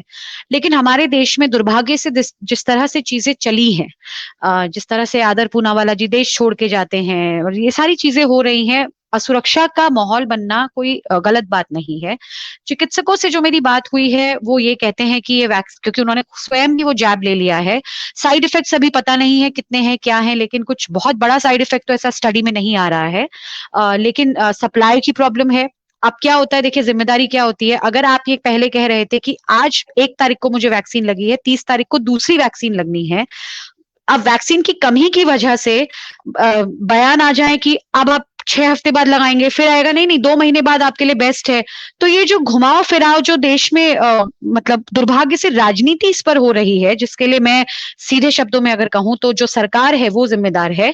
आपको पहले ये स्टडी करना चाहिए था, किस तरह से प्रोग्राम आप लॉन्च कर रहे हैं, धोखे में नहीं रखना चाहिए था। आपको सप्लाई इंश्योर करनी चाहिए थी, विदेशों में सप्लाई नहीं करनी चाहिए थी, क्योंकि पहले तो आपके देश को आवश्यकता है। इतनी बड़ी पॉपुलेशन है, कुछ बजट्स को लेकर भी क्वेश्चन हुआ है, हालांकि वो विषय से भटकने वाली बात होगी, लेकिन फिर से मैं वही कहूंगी कि जिम्मेदार नागरिकों को सब कुछ जानना चाहिए कि एक सरकार का कार्य होता है और हमको धर्म और राजनीति से ऊपर उठकर इन चीजों के लिए सरकार से सवाल पूछने चाहिए। हम विधायक बनाते हैं, सांसद बनाते हैं, लेकिन हमें काबिल सांसद, विधायक और काबिल प्रधानमंत्री, मुख्यमंत्री जो भी है उनको काबिल बनाने की भी जिम्मेदारी हमारी है। तो सवाल पूछिए, लोगों से पता करना चाहिए क्या है वैक्सीनेशन। फिर से मैं वही कहूंगी, क्योंकि अभी तक कोविड के बारे में शॉर्ट पेपर कुछ भी नहीं है, इसलिए वैक्सीन के बारे में भी शॉर्ट जिस तरह से कुछ नहीं कहा जा सकता। जैसे मैं अपनी बात, परिवार की बात कहूं, मेरे पिताजी 70 वर्ष के हैं, मुझे नहीं पता उनके लिए ये कितनी सेफ रहेगी। दूसरा, वैक्सीनेशन को लेकर भी सही अवेयरनेस। ये तो तय है कि वैक्सीनेशन के पहले 15 दिन, जब अगर आपने आज 2 तारीख को इंजेक्शन लिया है, तो 2 तारीख से लेकर 16 तारीख तक आपकी इम्यूनिटी लो हो जाएगी। तो शराब का सेवन ना करें, चाय कॉफी का सेवन ना करें, स्टिमुलेंट्स जो होते हैं इनका सेवन ना करें, और आपकी जो बॉडी है वो इम्यूनिटी क्योंकि कॉम्प्रोमाइज्ड होती है, तो ये सेल्फ सेंस ऑफ सिक्योरिटी जो है, अरे अब तो मैंने वैक्सीन लगा लिया, अब मैं बाहर जा सकता हूं, नहीं। 15 दिन तक घर पे ही रहें, आपकी बॉडी को रिकवर होने दें उस वैक्सीन के असर से। और उसके बाद जब आप दूसरा वैक्सीन लेने भी जा रहे हैं या पहला वैक्सीन, भीड़ ना लगाएं, क्योंकि ये मान के चलना कि बस अब वैक्सीन लग गया अब हमें कोविड नहीं होगा, ये भी एक भ्रांति है। कोविड तो होगा, लेकिन आपकी बॉडी में लड़ने की क्षमता उससे बेटर हो जाएगी, ये जरूर प्रूवन फैक्ट है। तो आप भीड़ का हिस्सा ना बने। वो एक लंगर मेंटालिटी से हम लोग चल रहे थे ना, आज बट रही है कल मिले ना मिले, इस मानसिकता से बचें, क्योंकि जिस चीज के लिए आप जा रहे हैं वहां कि आपको कोविड ना हो, उसी रास्ते पे जाकर आप भीड़ का हिस्सा बनकर कोविड का इन्फेक्शन घर लेकर आ रहे हैं। तो थोड़ा सा मुझे लगता है कॉमन सेंस का प्रयोग बहुत जरूरी है, और इसमें भी मैं सरकार को एक तरह से जवाबदेह मानती हूं कि उन्होंने इस बारे में अवेयरनेस को लेकर ज्यादा लिटरेचर या ज्यादा जिसको कहा जाए बहुत ज्यादा डिजिटल कम्युनिकेशन भी नहीं किया है कि अगर आपने वैक्सीन ली है तो ये करें। ये बातें हमें रिसर्च से, क्योंकि हम तो क्षेत्र में काम कर रहे हैं, हमको पता है, हम अपनी कोशिशों से जो हमसे पूछता है इसको बताते भी हैं, लेकिन ये काम कायदे से सरकार के, इन्फ्लुएंसर्स के, जो बड़े बड़े इन्फ्लुएंसर्स हैं देश में, कई महानायक हैं, उनके माध्यम से लोगों को इस विषय में जागरूक करना बहुत जरूरी है और सरकार को इस पर ध्यान देने की आवश्यकता है। जी, बहुत बढ़िया। बहुत ज्यादा लोगों को पसंद आ रही है आपकी बातें। मेरा मतलब पसंद आने से मतलब है उनके लिए उपयोगी है। मैं कुछ जी क्वेश्चंस पूछ रही हूँ, अगर इनमें से आपको लगे कि किसी का जवाब नहीं भी आप देना चाहती हैं तो आप फ्री हैं उसके लिए, है ना। एक तो भास्कर बिल्कुल। चौधरी जी पूछ रहे हैं छत्तीसगढ़ से। इनकी तो हम्म मदर कितने दिनों से सफर कर रही है, दोनों को पेरेंट्स को हुआ था, तो हम्म बहुत दिनों से अभी भी वो रिकवर नहीं हुई है। तो ये एकदम उनका अपना एक्सपीरियंस है, मैंने इतना ज्यादा डीपली जुड़े हैं सब हम्म चीजों से, हेल्प करने में भी और बीमारी में भी। जी। तो इनका एक क्वेश्चन है कि even there is no surety of injection, या पढ़ रही होंगी अपनी स्क्रीन पे शायद। रेमडेसिविर इंजेक्शन, इसमें भी वही बात है, शुरुआत में जिस तरह से स्कैरसिटी आई थी, उत्तराखंड के लिए हमने भी कोशिश करी थी, सिप्ला परिवार से तक बात करी थी। फिर इस बारे में डॉक्टर गुलेरिया जो है एम्स के, उन्होंने भी ये बयान जारी किया था कि ऑब्सेस मत करिए, ये मत सोचिए कि रेमडेसिविर, देखिए कोई भी बयान जब आता है ना उसके कई पहलू होते हैं। लोगों ने रेमडेसिविर घर पे होल्ड करनी शुरू कर दी थी कि अरे इसी में इलाज है। रामबाण इलाज, मैं फिर से क्लियर कर दूं, जितनी मेरी जानकारी में है, रामबाण इलाज कुछ भी नहीं है। हो सकता है आपके लिए रेमडेसिविर सूट करे, मेरे को पैरासिटामोल में ही ठीक हो जाऊं, या मुझे प्लाज्मा थेरेपी लगे। डॉक्टर जो है आपकी हिस्ट्री समझते हुए आपके ऊपर, प्रयोग तो गलत शब्द है लेकिन वो कोशिश करता है हर तरह की आपको रिवाइव करने की। अगर आपकी किस्मत अच्छी है और वो फॉर्मूला लग जाता है आपको, तो डेफिनेटली स्थिति में सुधार आ जाता है, और अगर नहीं लगता है तो जो हो रहा है वो तो हो ही रहा है। तो ये कहना कि रेमडेसिविर में ही इलाज है, या ये कहना कि रेमडेसिविर में इलाज ही नहीं है, ये दोनों ही स्टेटमेंट जो है अपने में थोड़ा सा डाउट है। पर ये है, किसी किसी को रेमडेसिविर सूट कर रहा है और हर किसी के लिए उसी में इलाज हो, ये भी सत्य नहीं है। जी। गुड़गांव से पवन नेगी जी का क्वेश्चन है कि any message for those who are looking at this pandemic as a business opportunity to mint money through holding, black marketing, share fraud. उनके लिए तो मैसेज आई थिंक, कर्मों का हिसाब सबको देना पड़ता है यहाँ पर, तो उनके लिए मैसेज शायद ऊपर से ही आएगा, लेकिन डेफिनेटली ऐसे लोगों का सामाजिक बहिष्कार होना चाहिए जो इस वक्त भी, जिनका हृदय परिवर्तन नहीं हुआ है, चाहे वो चावला फैमिली हो दिल्ली की, जो इतने बड़े रेस्टोरेंट के मालिक होकर भी ऑक्सीजन होर्डिंग कर रहे थे। और हम भी यही कोशिश करते हैं कि जब हमें कंफर्म हो जाता है कि लोकल स्तर पर कोई मेडिकल शॉप है या कोई ऐसी चीजें हैं, और इस पे मैं एक बात और भी ऐड करना चाहूंगी इसके बाद, जो हमारी सीटी स्कैन्स के रेडियोलॉजी डिपार्टमेंट्स हो या पैथ लैब्स हो, उसके विषय में भी मैं बाद में बात करूंगी। लेकिन ऐसे फ्रॉडस्टर्स को अनमास्क करना भी, मैंने कहा ना, ये जो संघर्ष है ये कई स्तरों का संघर्ष है, समाज की कई अच्छाई भी सामने ला रहा है और बुराई भी सामने ला रहा है, लेकिन ऐसे लोगों का सामाजिक बहिष्कार होना चाहिए। जी। ये चित्रा पंत जी का प्रश्न है, आपसे निवेदन है कि कुछ निजी हॉस्पिटल ने अपने डॉक्टर के नंबर न उपलब्ध करा के हेल्पलाइन नंबर जारी करते हैं और जरूरत पड़ने पर हेल्पलाइन नंबर पर रिस्पांस नहीं मिलता। इस क्रूशियल टाइम में हॉस्पिटल को अपने डॉक्टर के नंबर सार्वजनिक करें ताकि कोई भी मरीज जिसका ट्रीटमेंट उस हॉस्पिटल से चल रहा हो तो लोग डॉक्टर को व्हाट्सएप में अपनी प्रॉब्लम कह सकें। ये मैं इसलिए कह रही हूँ कि मैं इसी प्रॉब्लम से अपने हार्ट के डॉक्टर से संपर्क नहीं कर पा रही हूँ, तो इन लोग की भी प्रॉब्लम है जिनको कोरोना के अलावा और प्रॉब्लम की वजह से जो पीड़ित हो रहे हैं। जी बिल्कुल, मैंने क्योंकि हम लोग मेडिकल क्षेत्र में काम करते हैं और हम लोग शुरुआत से ही ये बात कहते आ रहे हैं कि सिर्फ कोरोना ही सब कुछ नहीं है, कई और भी फैसिलिटीज हैं, हार्ट रिलेटेड हो या कैंसर रिलेटेड हो, या इनका इलाज जो रुक गए हैं। लास्ट ईयर भी हमने एक हेल्पलाइन शुरू की थी।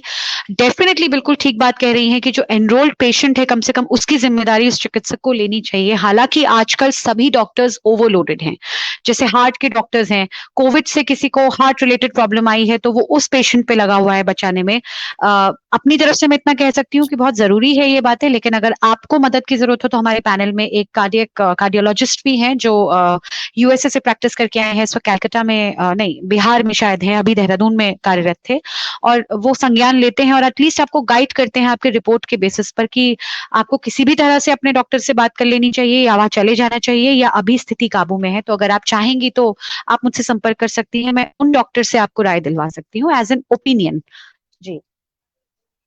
इस समय स्थिति ये है कि थर्ड वेव की बातें होनी शुरू हो चुकी हैं।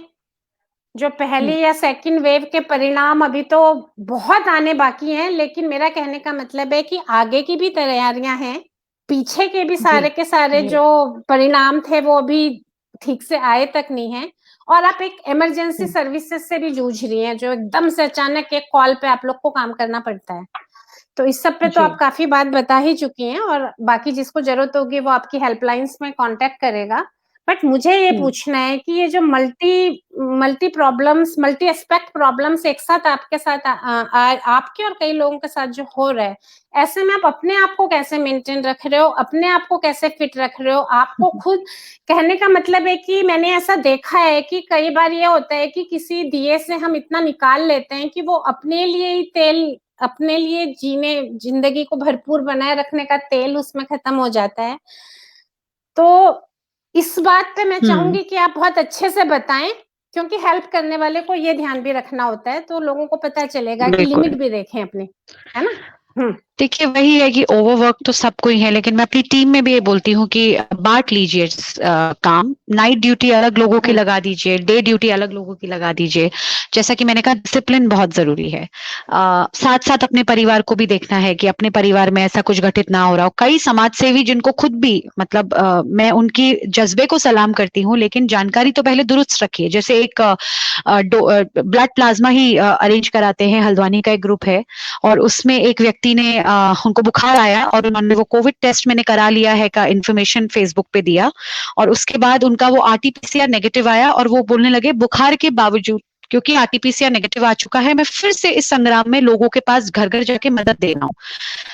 बुरा माने ऐसे लोग या अच्छा माने उनको, अगर हमारे पास एक ज्ञान है जो उनसे ज्यादा है एक विषय में, तो मैंने उनको फोन करके समझाया कि आरटीपीसीआर नेगेटिव आरटीपीसीआर भी हो सकता है। और पहली बात तो मदद कीजिए जिम्मेदारी के साथ। अगर आपका आरटीपीसीआर फॉल्स नेगेटिव है और आपको कोविड है और यंग एज में आपको सिम्टम्स नहीं है, बुखार है, तो आपको घर बैठकर आइसोलेशन लेना चाहिए। ऐसे में पहले तो समाज सेवा बाहर निकल के नहीं करनी चाहिए। समाज सेवा का सबसे बढ़िया माध्यम इस वक्त, हालांकि कुछ लोगों को तो फ्रंट पे आना पड़ता है, लेकिन डिजिटल माध्यम जो है, डिजिटल क्रांति बहुत, आप सोचिए यही बीमारी अगर 1990 या 80 में आई होती तो मदद इस तरह से नहीं हो पाती।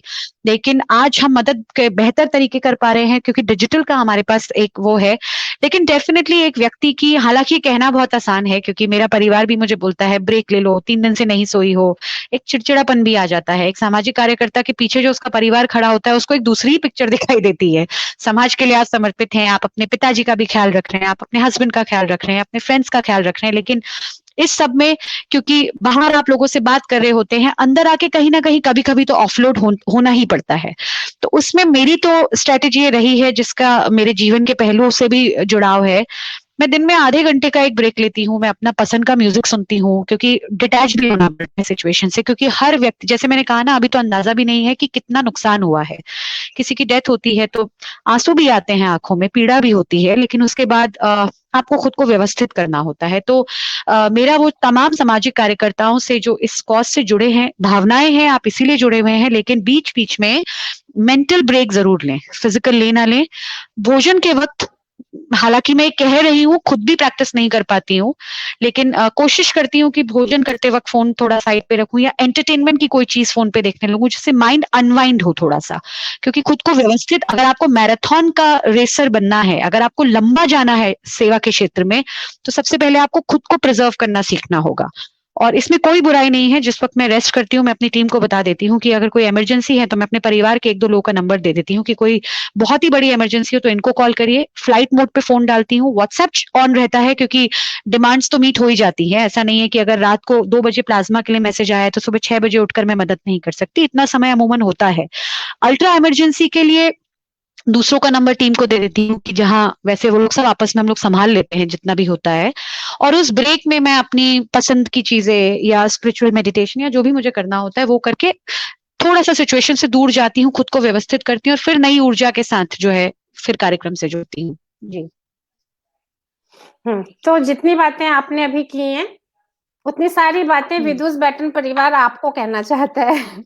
मैंने आपने औरों को सलाह दी, ये एडवाइस विदुष बैटन आपको देना चाहता है, तो ये आपके लिए हमारी तरफ से है। अब हम थोड़ा सा फील्ड क्योंकि मुझे पता है आप कहते हैं लेकिन करना मुश्किल होता है। सबसे बड़ी बात है, अगर इमरजेंसीज आती हैं तो वो एक के बाद फिर आती चली जाती है और इंसान, हमारे साथ ये केसेस हमने देखे हैं कि आप अपने बारे में सोचना मुश्किल होता है। और सबसे बड़ी बात ये है कि जब भी कभी, अच्छा मेरा ये अनुभव है जिंदगी का, क्या आपका इससे कुछ रिलेट करता है अनुभव, कि जब भी कोई काम आप ट्रूथफुली करना चाहें, जब भी आप कोई काम जेन्युइनली करना चाहें, तो सहारा देने वाले हाथ तो खड़े होते ही हैं, जो आपने भी बताया अभी, लेकिन तब हडल्स तो पक्का ही आती हैं। आप सच बोलोगे तो 100%। बहुत बड़ा क्राउड आपके साथ ना हो, ऐसा हो नहीं सकता, बहुत बड़ा क्राउड आपको हडल ना 100%। डाले। तो सबसे बड़ी बाधा जो आपके उसमें आई अभी तक? मैं थोड़ा खुशकिस्मत रही हूँ इस मामले में, बस एक क्योंकि उत्तराखंड थोड़ा-सा एक राजनैतिक मैं बोलूँगी गहराई तो नहीं है राजनीति को लेकर हमारे वहाँ ज़्यादा, अगर मैं स्पष्ट बोलूँ तो, लेकिन राजनीति में इंटरेस्ट सब लोग लेते हैं। तो मैं जब मदद के साथ-साथ थोड़ी कटाक्ष पर, क्योंकि मेरा ये मानना रहता है कि आज कोविड है, आज हमने मदद दे दी, बस इतने में ही हमारी जिम्मेदारियों की इतिश्री होगी, नहीं।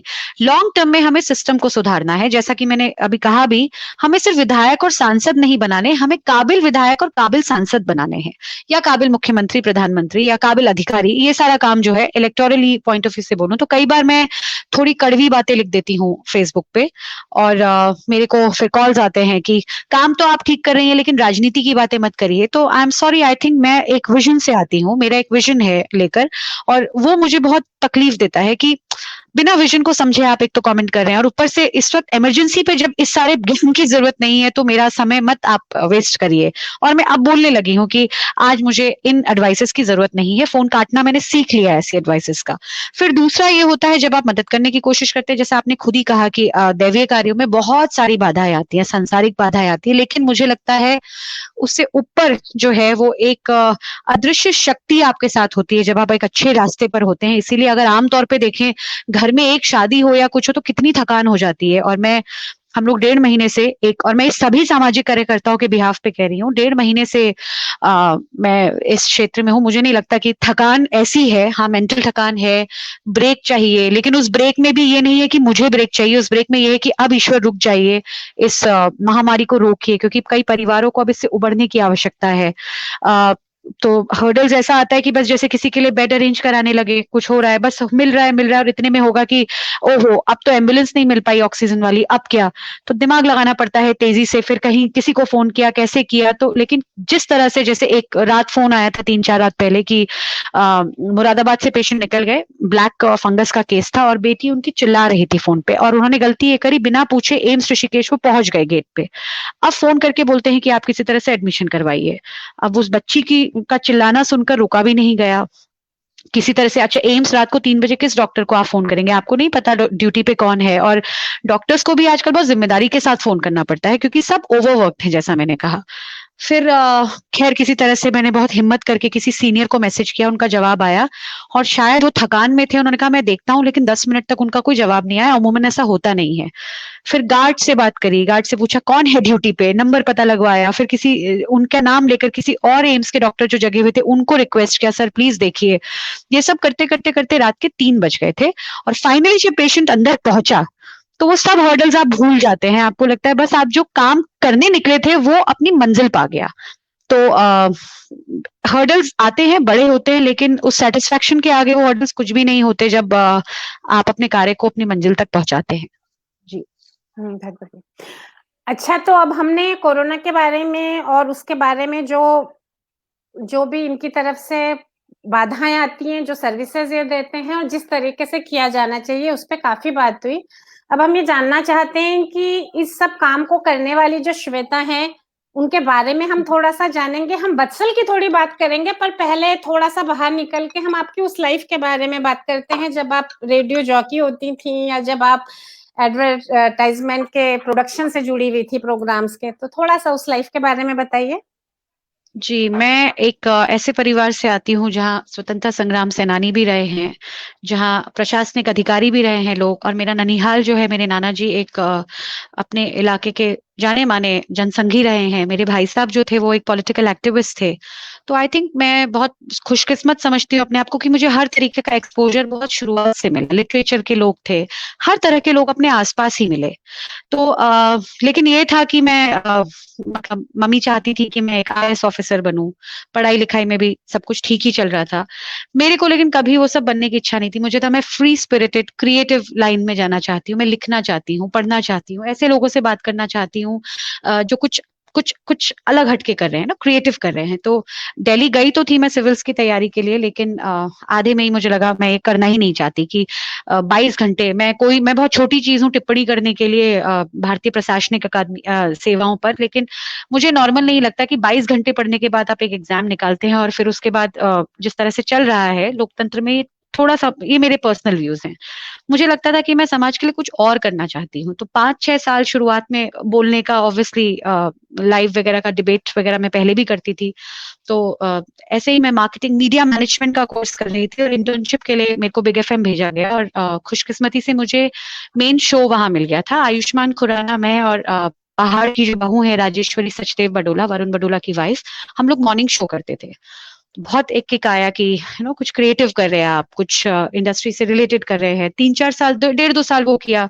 फिर फॉल सेंस ऑफ सेलिब्रिटी आने लगा, लोग आवाज पहचानने लगे, होर्डिंग्स में फोटोज लगती थी, फिर लगता था इस काम में मजा नहीं आ रहा है। फिर मैंने फिल्म्स बनानी शुरू करी। मैंने करीब 30 एड कमर्शियल्स बनाए। एकदम मुझे घूमना फिरना पसंद था। मैंने शायद भारत के हर राज्य को एक्सक्लूसिव तरीके से देखा। 7 बार तो मैं उस साल लद्दाख गई थी शूट के लिए।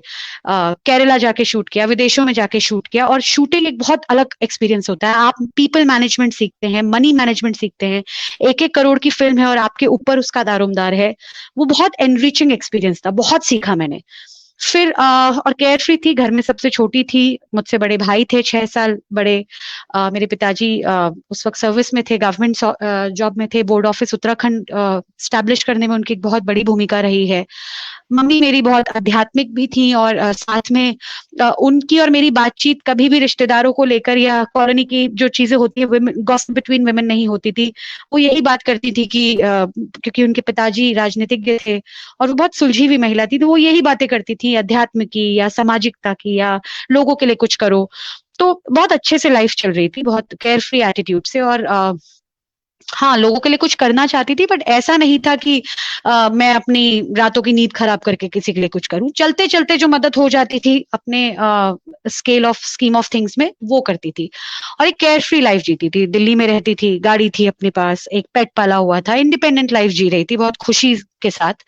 वो उम्र भी ऐसी होती है जब आपको बहुत चीजों का फर्क भी नहीं पड़ता।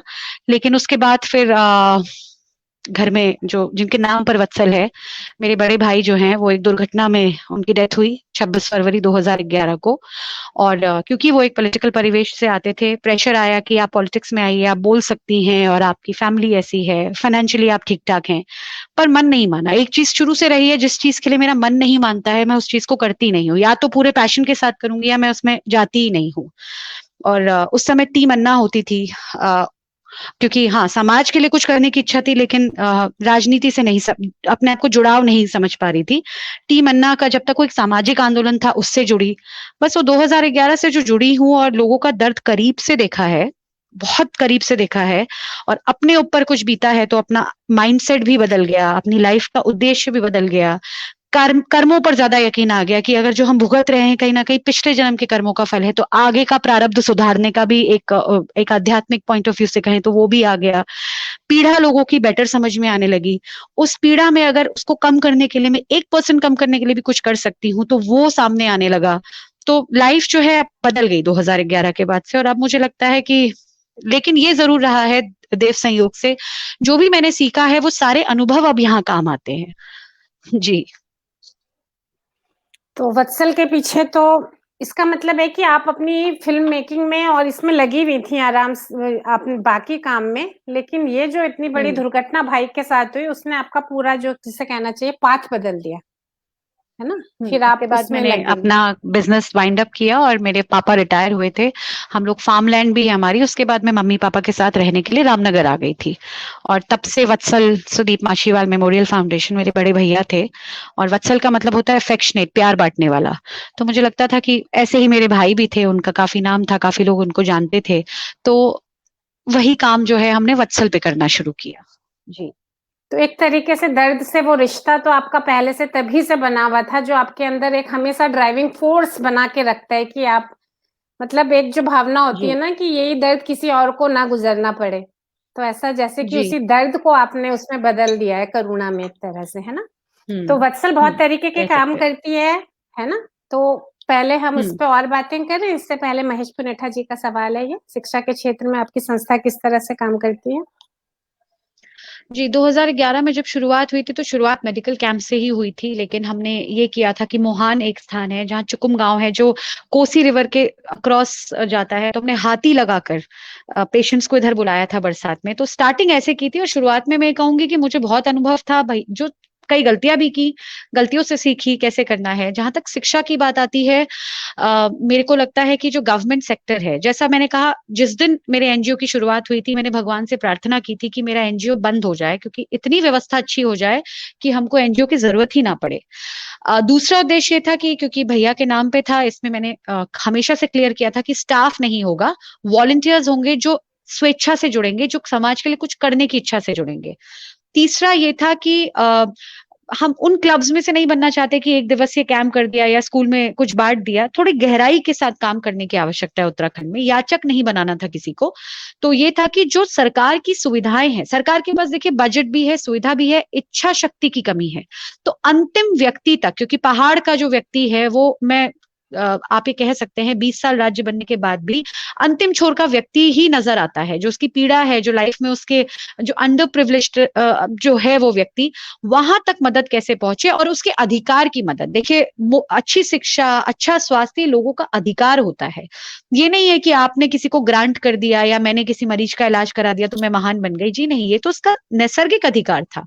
पहले तो कोशिश ये की गई कि हम सरकारी व्यवस्था को दुरुस्त करें। जहां तक शिक्षा संस्थाओं की बातें आती हैं, उत्तराखंड में 100 अगर बच्चे नहीं है किसी स्कूल में तो वहां ग्रांट्स नहीं आते, चाहे वो एजुकेशन रिलेटेड हो, स्पोर्ट्स रिलेटेड हो। तो हम हर साल एक स्कूल को अडॉप्ट, तो मैं नहीं कहूंगी, शिक्षण संस्थान बहुत पूजनीय इंस्टीट्यूशंस होते हैं, एक साल के लिए वत्सल उनसे जुड़ता है, वहां के बच्चों की जरूरतों को समझता है, यूनिफॉर्म से लेकर लाइब्रेरी हम लोग कोशिश करते हैं लाइब्रेरी बना पाए या बुक्स दे पाए।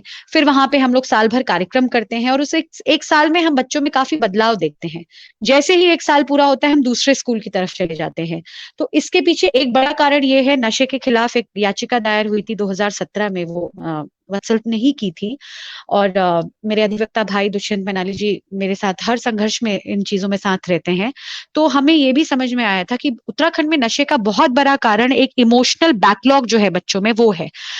आज की डेट में मेरे हाथ में फोन है और मैं देख सकती हूँ कि मैंने कोई सीरियल देखा कि बच्चे को तो मतलब जो चाहिए, कोई अमीर व्यक्ति अपने बच्चे को क्या क्या दिला रहा है, और दूसरी तरफ यथार्थ से जूझता हमारे पहाड़ का बच्चा जो जान की बाजी लगाकर तो स्कूल पहुंचता है। नशे की गिरफ्त में उसका फादर है, मदर कुछ करती नहीं। आप सोचिए ना कौन सा तबका है जो आज की डेट में सरकारी स्कूलों में जाता है। तो उसकी भावनाओं को एक सकारात्मक मोड़ देने का जो है मेन रीजन वो होता है। बाकी मदद तो मटेरियलिस्टिक है, स्पोर्ट्स का कुछ दे दिया, ये दे दिया, वो सब तो बहुत ज्यादा जरूरत पैसे की नहीं पड़ती है, समझने की पड़ती है। तो वो नशे की गिरफ्त में ना जाए, उसके अंदर हीन भावना ना आए, इस तरह के प्रोग्राम्स हम बच्चों के साथ करते हैं। और आप यकीन मानिए इन स्कूलों में इतना टैलेंट भरा पड़ा है, बस एक अच्छे मौके की तलाश है इन बच्चों को। और कई सारे बच्चे ऐसे हैं जो अच्छा भी कर रहे हैं। पिछले 8-9 साल में जो 10th-12th में बच्चे थे वो अब कहीं निकल भी रहे हैं। तो वो भी एक सेंस ऑफ अचीवमेंट होता है कि आप किसी के जीवन में एक सकारात्मक बदलाव लेकर आ पाए। जैसे मैं ड्राइव करके जाती थी तो कई स्कूल्स की लड़कियां मुझे बोलती थी, हमें आपकी तरह बनना है, हमें ड्राइव करना है। तो मुझे लगता था मतलब भगवान ने इतना सहज जीवन हमको दिया कि आप बैठकर गाड़ी चला सकते हैं, आपको सोचना नहीं पड़ रहा है, आप कहीं भी जा सकते हैं। लेकिन मेरे ही गांव के बच्चे, मेरे ही क्षेत्र के बच्चे, उनके लिए ये चीजें सपना है। कहीं ना कहीं उस गैप को फिल कर पाए हम, ये हमारी जिम्मेदारी बनती है। तो इस तरह से शिक्षण एक सवाल है, पुस्तकालयों की स्थापना में किस तरह से मदद करते हैं। देखिए, जैसे मैंने कहा 100 स्टूडेंट्स अगर नहीं है तो सबसे पहले तो एक लाइब्रेरी का कक्ष बनवाते हैं, जब बनवा सकते हैं। लाइब्रेरी के कक्ष के लिए अगर जगह नहीं है तो हम लोग ट्रंक्स लेते हैं और उनको पेंट करते हैं बहुत सुंदर से, और उसमें किताबें रखते हैं। और बच्चों को आमतौर पर गांव के स्कूल में एक बरगद का पेड़ जरूर होता है, उस पर चबूतरा बनवाते हैं, उस पर एपड़ पेंट देते हैं और बच्चों को बोलते हैं पढ़िए। कोर्स की किताबों के अलावा भी कुछ ना कुछ पढ़िए। सांस्कृतिक कार्यक्रम उनसे करवाते हैं।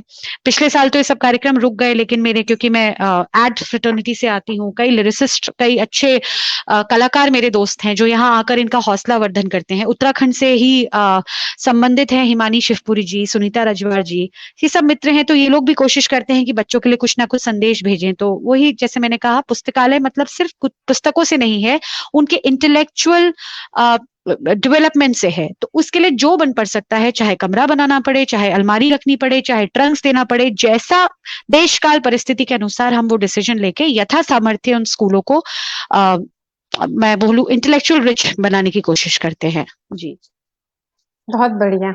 बहुत सारी बातें तो बढ़िया बोली, लेकिन लगातार दो चीजों पे जो बाकियों का ध्यान नहीं होता कि उनके आत्मविश्वास में कोई कमी नहीं आनी चाहिए, और दूसरा कि वो जी, पूरा स्वाभिमान के साथ होना चाहिए, याचक की मुद्रा नहीं।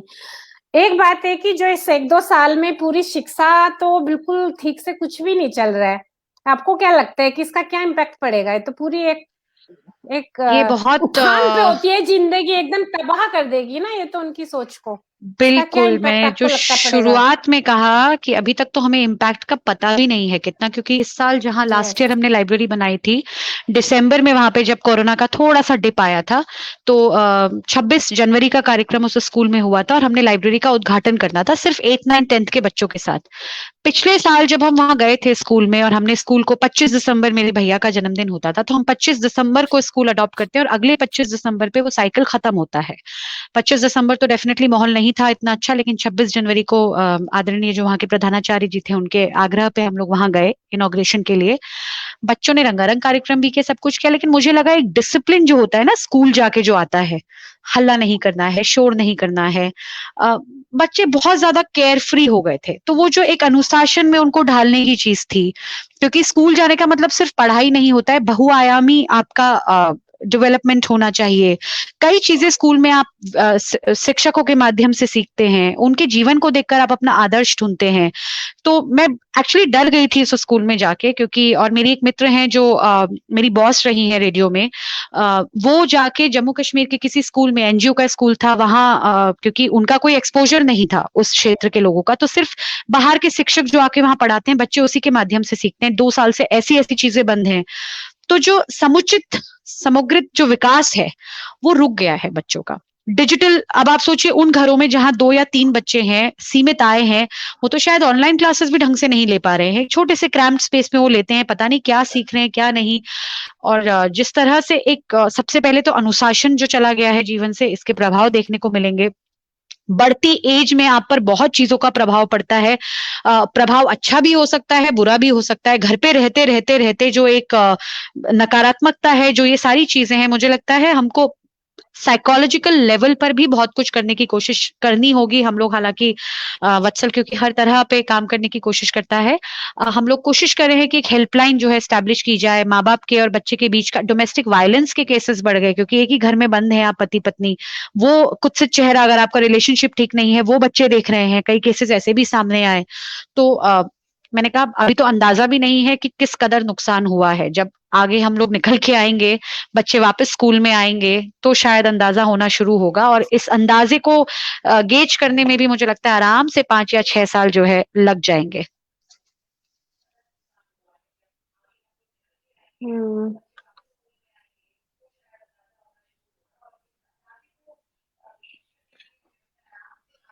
इस पे कुछ कहना है आपको? किरण शर्मा जी ने अ, पूछा कि अनाथ हुए बच्चों हम्म के लिए या मनोचिकित्सक के, इस पे आप कुछ करती हैं क्या?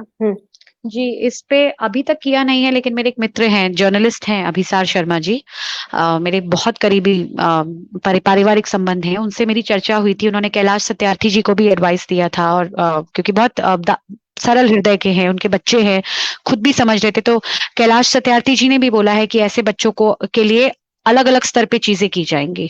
तो उनसे प्रेरणा लेते हुए, बिल्कुल जैसा कि मैंने कहा कि एक मनोचिकित्सीय हेल्पलाइन स्टैब्लिश करने की हम कोशिश कर रहे हैं, और समाज के कुछ लोगों से, क्योंकि अभी प्रायोरिटी दूसरी है, अभी प्रायोरिटी इलाज, मरीज, जान है। सेकंड प्रायोरिटी में डेफिनेटली बच्चे और शिक्षा संस्थानों से जुड़े बच्चे। एक कमेंट आया भी है, पिछले साल कोचिंग इंस्टीट्यूट वालों से भी बात हो रही थी, आर्थिक संकट भी आ गया है कई स्कूल्स में। बेताल घाट सेक्शन में मैं एक ऐसे स्कूल को जानती हूँ जो वहां के ग्रामीण लोग एनआरआईज के माध्यम से चला रहे हैं, अब वो बिल्कुल बंद होने की कगार पे है।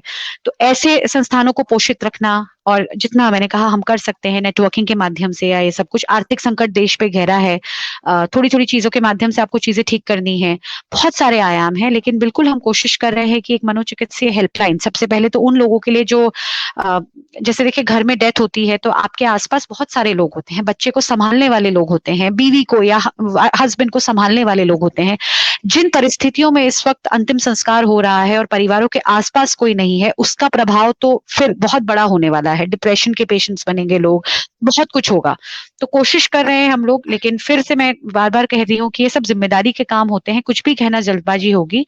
और कुछ लोग आगे आए हैं, उनकी मदद से हम लोग कोशिश कर रहे हैं कि जितने भी लोग, और क्वालिटी हेल्प, मतलब मैं नहीं कह सकती कि मैं पूरे समाज की मदद कर सकती हूँ, मेरे सामर्थ्य में ही नहीं है, लेकिन जितने लोगों की मदद हम करने की कोशिश करेंगे, इफेक्टिव रेमेडीज के साथ वहां पहुंच पाएंगे, ऐसा मुझे ईश्वर पे भी विश्वास है और जो नेटवर्क से जुड़े लोग हैं उनके सहयोग पर भी विश्वास है। जी। ये महेश पुनेठा जी हैं, पिथौरागढ़ क्षेत्र में वहीं पढ़ाते भी हैं और वहाँ ये बहुत सारी पुस्तकालय संचालित करते हैं या करवाने में मध्यस्थ की भूमिका निभाते हैं, मतलब उस चेतना को फैलाने में। तो ये कह रहे हैं, और बच्चे करते हैं, हमारे प्रोग्राम में भी बच्चे आए हैं वहां से, तो पूछ रहे हैं कि कभी पुस्तकालय में आपकी मदद मिलेगी क्या? बिल्कुल, जितना मैंने कहा कि बहुत ज्यादा रिसोर्सेज नहीं है, लेकिन जितने हैं, भले ही आप किसी कथाकार को बुलाना चाहें, कुछ भी ऐसी चीजें हो तो बुलाकर उनको, या कुछ पुस्तकों से यथा सामर्थ्य आपकी मदद हो, या कोई, जैसे मैंने कहा, एक आइडिया बहुत अच्छा आया था कि हम लोग सीमित, हमारी एक कोशिश ये भी रहती है क्योंकि फंडेड नहीं रहा है एनजीओ, तो हम लिमिटेड रिसोर्सेज में बेस्ट देने की कोशिश करते हैं। तो हाँ, ये एल्यूमिनियम का एक हाँ बक्सा 700 से या 800 रुपए का आ जाता है। उस एल्यूमिनियम के बक्से को आप अच्छे से पेंट करवाइए और उसमें किताबें रखिए, और ये वो बक्सा जो है स्कूल को दे दीजिए, 2 या 3 बक्से। और उसके बाद आप बोलिए कि 1 साल बाद हम इन किताबों के बेसिस पे एक टेस्ट कंडक्ट करेंगे और फर्स्ट सेकंड थर्ड प्राइज देंगे। उससे क्या होगा, एक तो बच्चा पढ़ेगा, लालच भी बच्चों को देना पड़ता है आपको कई बार, और वही लाइब्रेरी सेटल होना हो, कम से कम आप वो, जैसे हमने क्या करा है, 5 स्कूल चुने, बक्सा दिया, इस साल ये वाले बक्सों की रस्किन बॉन्ड की किताबें या इन प्रेमचंद की किताबों का ये हमने 3 बक्से बनाए थे। यहाँ ये बच्चे पुस्तक पढ़ चुके हैं, बक्से इंटर एक्सचेंज कर दीजिए। एक साल एक स्कूल में 3 बक्से, दूसरे उसी साल एक दूसरे स्कूल में 3 अलग बक्से, अगले साल आप उस बक्से को इधर और इन बक्सों को उधर कर सकते हैं। तो इससे क्या है, कम बजट में आप ज्यादा स्कूल्स को कवर कर पाएंगे। तो ये एक आइडिया मैं जो हम लोग करते हैं, मैंने महेश जी को भी देना चाहूंगी, और इस तरह के कुछ बक्से हम आप तक भी पहुंचा सकते हैं। तो बिल्कुल, हम लोग डेफिनेटली। हाँ, जी। कभी आप लोग आपस में बात करेंगे किसी प्रोग्राम के तहत या ऐसे, तो अच्छा रहेगा, क्योंकि महेश पुनेठा जिस काम को बिल्कुल। इतने ज्यादा चला रहे हैं, और छोटे छोटे सोर्सेज में भी, सामुदायिक लाइब्रेरी, छोटे छोटे बच्चे, वो अपने मूविंग लाइब्रेरीज भी हैं कि कंधों में किताबें ढो ढो के, तो वो आपस में आइडियाज आप लोग एक्सचेंज कर लेंगे बाद में, है ना। रजनी नेगी जी ने ये लिखा है, श्वेता जी, मैं चाहूंगी कि आप इसे खुद ही पढ़ लीजिए।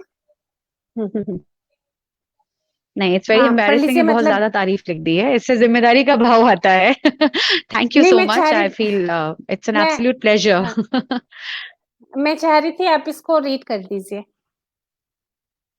मतलब। जी, श्वेता जी, विदुष वाचन के प्रोग्राम में ये पहली बार हुआ है, मैंने अब तक एक भी प्रतिक्रिया नहीं दी। समाज के लिए आपका सेवा भाव, योगदान सराहनीय है। ऐसा लग रहा है कि एक छोर से अपनी विदु को सुन रही हूँ।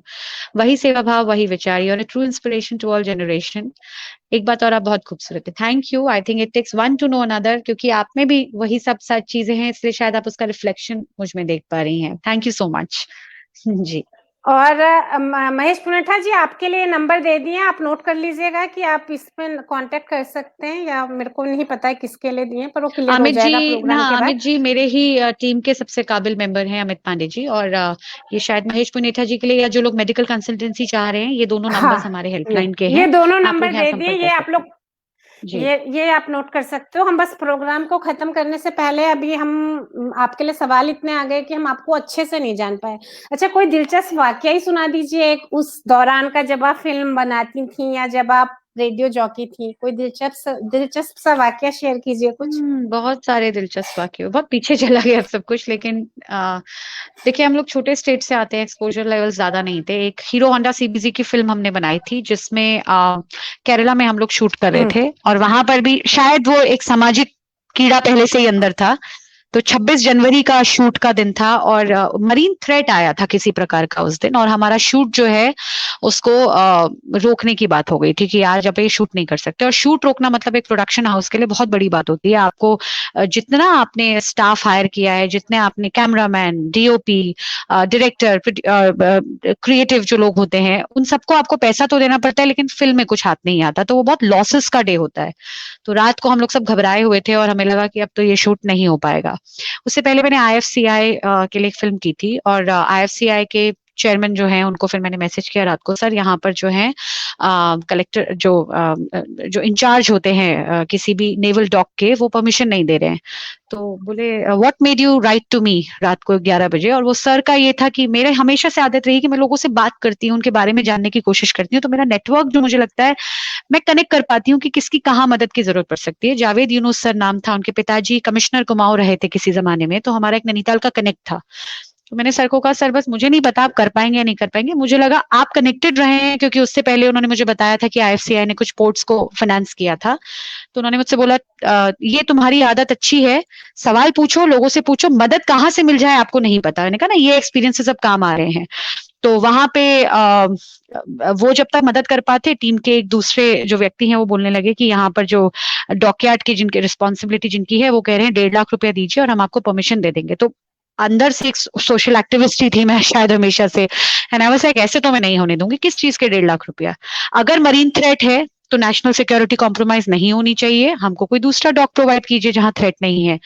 क्या 1.5 लाख रुपए में आप नेशनल सिक्योरिटी से कॉम्प्रोमाइज कर लेंगे? ये सारी चीजें हुई। खैर किसी तरह से हमको दूसरे डॉक में परमिशन मिली, और वहां पर जो फिल्म मेकिंग का डार्क पहलू होता है, 10 हीरो होंडा की बाइक्स टूटी, शिप से नीचे गया, और एक शो आता था स्टंट मेनिया करके एमटीवी पे, उसके बॉडी डबल्स को हम लोग लेकर आए थे, और मैं नीचे खड़ी थी और ऊपर से वो बाइक ऐसे आनी थी, और हम लोग का ये होता था सनसेट से पहले पहले इतने फ्रेम्स हमको कंप्लीट करने हैं।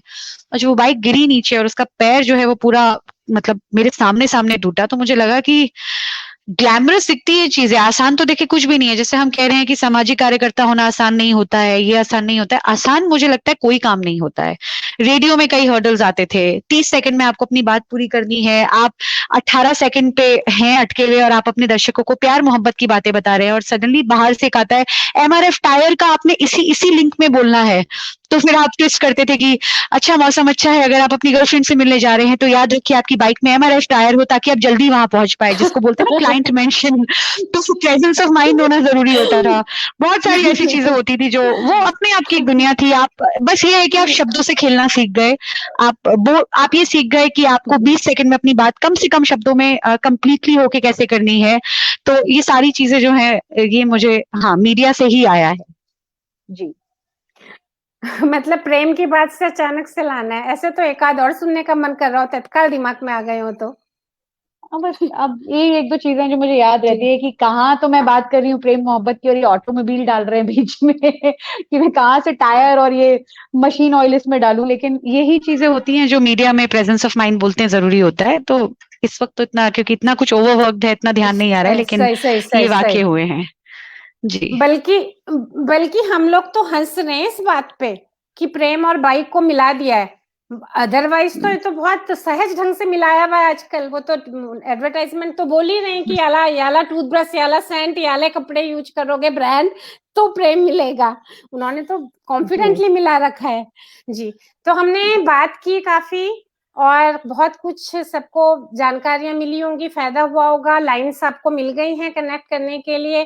किंगस्यूकी के बारे में हम लोग हमेशा एक प्रश्न पूछते हैं, तो वो हम आपसे भी पूछ लेते हैं कि आप युवाओं को क्या मैसेज देना चाहेंगी, और जो हमारे बड़े लोग होते हैं जो घरों में भी और बाहर भी अक्सर मतलब डिसीजन मेकिंग पावर्स जिन लोगों के हाथ में होती है, उनके लिए भी मैसेज और युवाओं के लिए भी मैसेज आपकी तरफ से।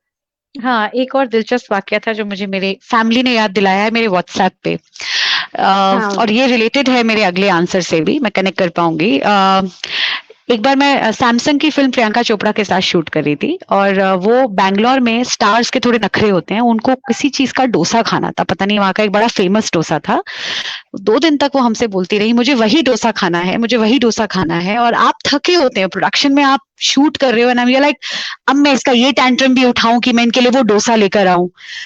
हमने क्या किया, जहां हमारा शूट चल रहा था वहां बाहर से बैंगलोर में डोसा सहजता से मिल जाता है, हमने बाहर के ठेले से वो डोसा मंगाया और हमने पैक किया और हमने बोला ये वही डोसा है।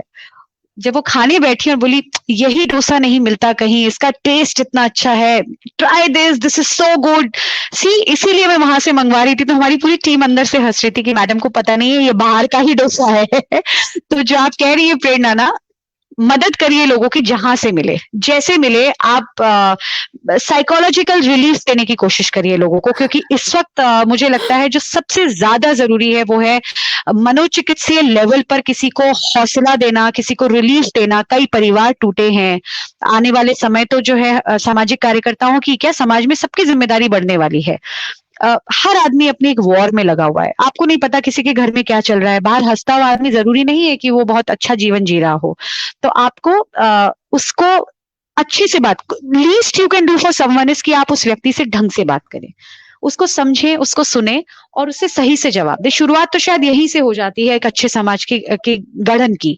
आप घर से बाहर निकले, जैसे होता है ना दिल्ली बॉम्बे में, आप निकलेंगे तो बाइक्स आप चला रहे हैं और बगल से कुछ एक्सीडेंट होते होते बचा तो रोड रेज में झगड़ा हो जाता है। मुझे लगता है हमको एज अ सोसाइटी थोड़ा धैर्य रखने की जरूरत है। सामने वाला व्यक्ति हो सकता है किसी जल्दबाजी में कहीं जा रहा हो सकता है उसका कोई परिजन अस्पताल में हो सकता है उसकी मानसिक स्थिति ठीक ना हो, तो आप नम्रता से बात करें।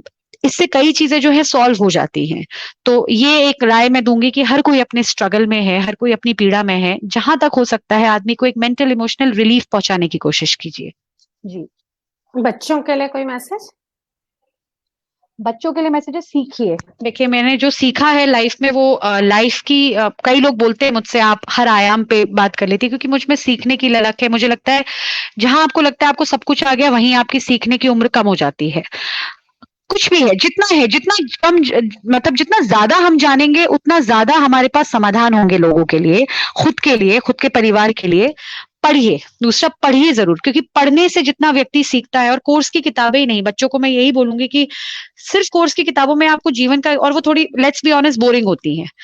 जितना आप प्रेमचंद की पुस्तक से सीखेंगे कि कैसे समाज से हम आते थे और आज हम कहाँ आ गए हैं, जितना आप सामान्य ज्ञान की पुस्तकों से जानेंगे, या जितना आप सीखने वाले तो घरों में जो पुस्तकें आती है महिलाओं के लिए उसकी कहानियों से भी सीख लेते हैं।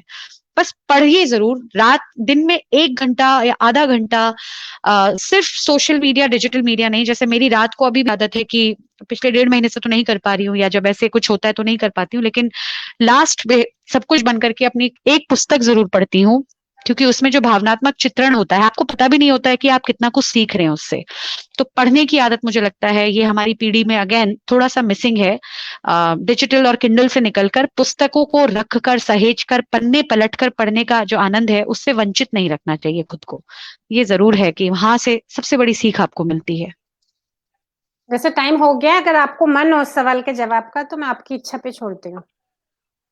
हाँ डेफिनेटली। अरुण जी नमस्कार। मैं गई थी, स्कूलिंग मेरी बहुत ज्यादा विविध जगहों पे हुई। काशीपुर में एक स्कूल था जो बरेली के बिशप्स के अंडर चलता था, Maria Jamta convent school. Nurses sisters हमारी केरला से आती थी, तो एक मिशनरी स्कूल था वो।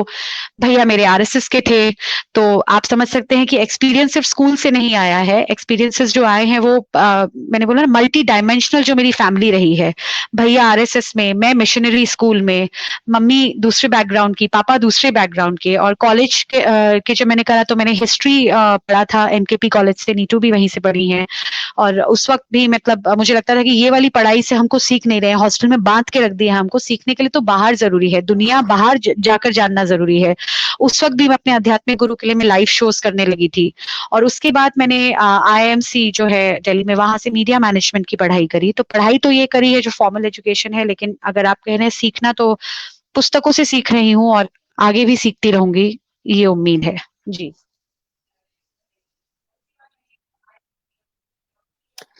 बहुत बढ़िया बातचीत रही श्वेता जी आपकी हमारे साथ। एक बार अगर आप एक किंसुगी वर्ल्ड के साथ आप कितना रिलेट कर पाती है ये बताएं, तो फिर हम इसको आप रिलेट कर पाती है जी इस वर्ड से बिल्कुल। कितना? ये बहुत अच्छा वर्ड है, और इसके बारे में चाइना, जापान और कोरिया में बोलते हैं ना, कोई बर्तन टूट जाता है तो उसको गोल्डन लाइन से आप जोड़ देते हैं। इसको गोल्डन, वो भी लाइनिंग भी बोलते हैं साधारण शब्दों में। ये मेरा पक्के तौर पे मानना है, जब तक आपने पीड़ा महसूस नहीं की है तब तक आप दूसरे की पीड़ा को समझ पाए, ये थोड़ा डिफिकल्ट होता है।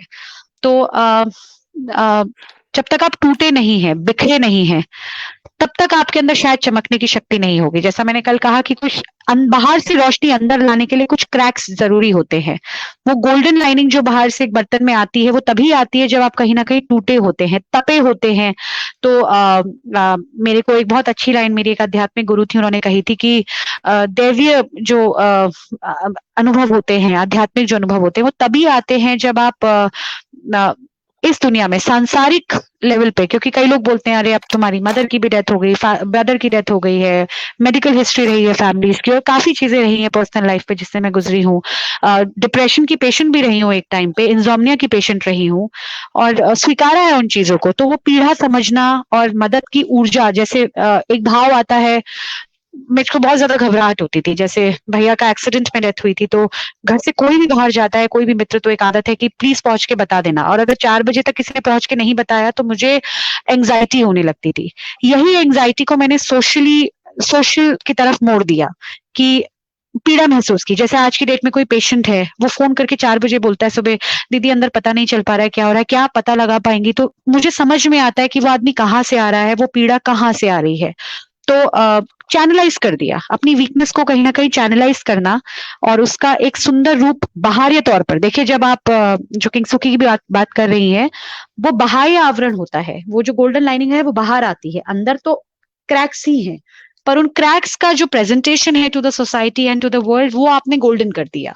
तो अपने अंदर उस पीड़ा को लेकर चलना, अपने अंदर उस भावना को लेकर चलना, और बाहर की दुनिया से उस पीड़ा से भी आप कुछ दे पाए, मुझे लगता है यही वहां का एक खूबसूरत संदेश है। और इस सबको हम सबको जीने की कोशिश करनी चाहिए, क्योंकि हम, ऐसा तो कोई भी नहीं है जो पीड़ा से अछूता रहा हो, किसी के परिवार में कुछ गलत नहीं हुआ हो।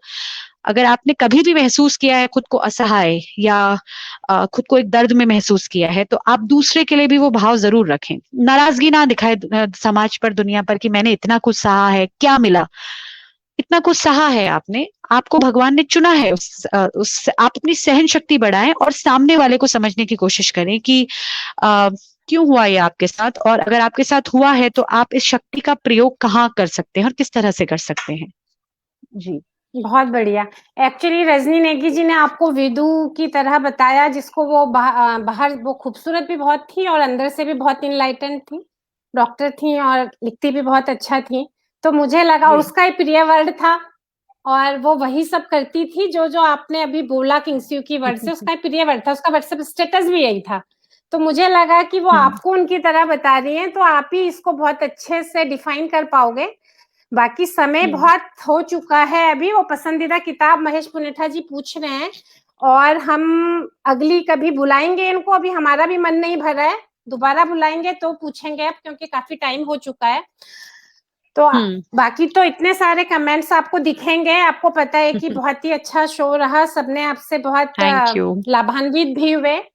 आगे भी लोग आपको कांटेक्ट कर पाएंगे, और आगे भी हम ये सलाह आपसे लेते रहेंगे कि कैसे कैसे हम भी इस चीज में मदद कर सकते हैं। शायद किसी को करना हो, जैसे नीतू तो बोल ही चुकी हैं कि आपको अप्रोच करेंगी, नीतू जी के ही माध्यम से मैं आपको कनेक्ट भी किया। जैसे उसको विदुष बैठन कार्यक्रम का पता चला, पता चलते ही उन्होंने कहा था कि श्वेता माशीवाल जी से आपको जरूर बात करनी चाहिए।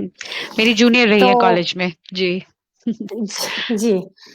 तो मैं कार्यक्रम, अगर आप जल्दी में तो अब जाएंगे, हम आपका कार्यक्रम खत्म कर रहे हैं, और नहीं तो मैं आज विनोद दास जी, सुप्रसिद्ध प्रख्यात कवि हैं हिंदी के, आज ही उन्होंने कविता फेसबुक में डाली है, और वो आप पे बिल्कुल सूट कर रही है।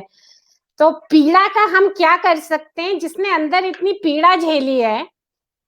आप चार, मतलब अभी तो शादी के बाद और फैमिली मेंबर हैं, सोशल वर्कर, सोशल एक्टिविज्म के बाद बहुत सारी बड़ी इनकी फैमिली हो गई है। अदरवाइज 4 जनों की एक फैमिली में उन्होंने पहले मम्मी के साथ इतनी पीड़ा देखी, फिर उनका देहांत हुआ, फिर उसके बाद भाई को तो इतना सडनली खोया, और उसके बाद इतनी मानसिक और इमोशनल दिक्कतों में ये गई हैं, लेकिन उसको भी उन्होंने जिस तरीके से बाकियों के लिए एक कंदिल की तरह रोशनी देने का काम शुरू किया है, उस पर मैं चाहूंगी कि मैं विनोद दास की एक कविता आपके लिए पढ़ के इस कार्यक्रम को समाप्त करूं।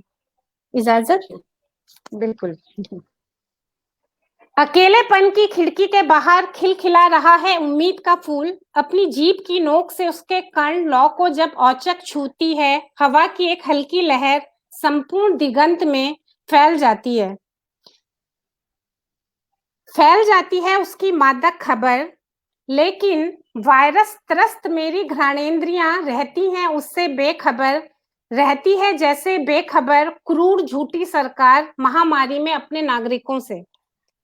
सूर्य खुले आम आता है, उसकी पंखुड़ियों पर रख देता है अपने उष्म अधर, लेकिन मेरे स्पर्श पर कोरोना का कर्फ्यू है।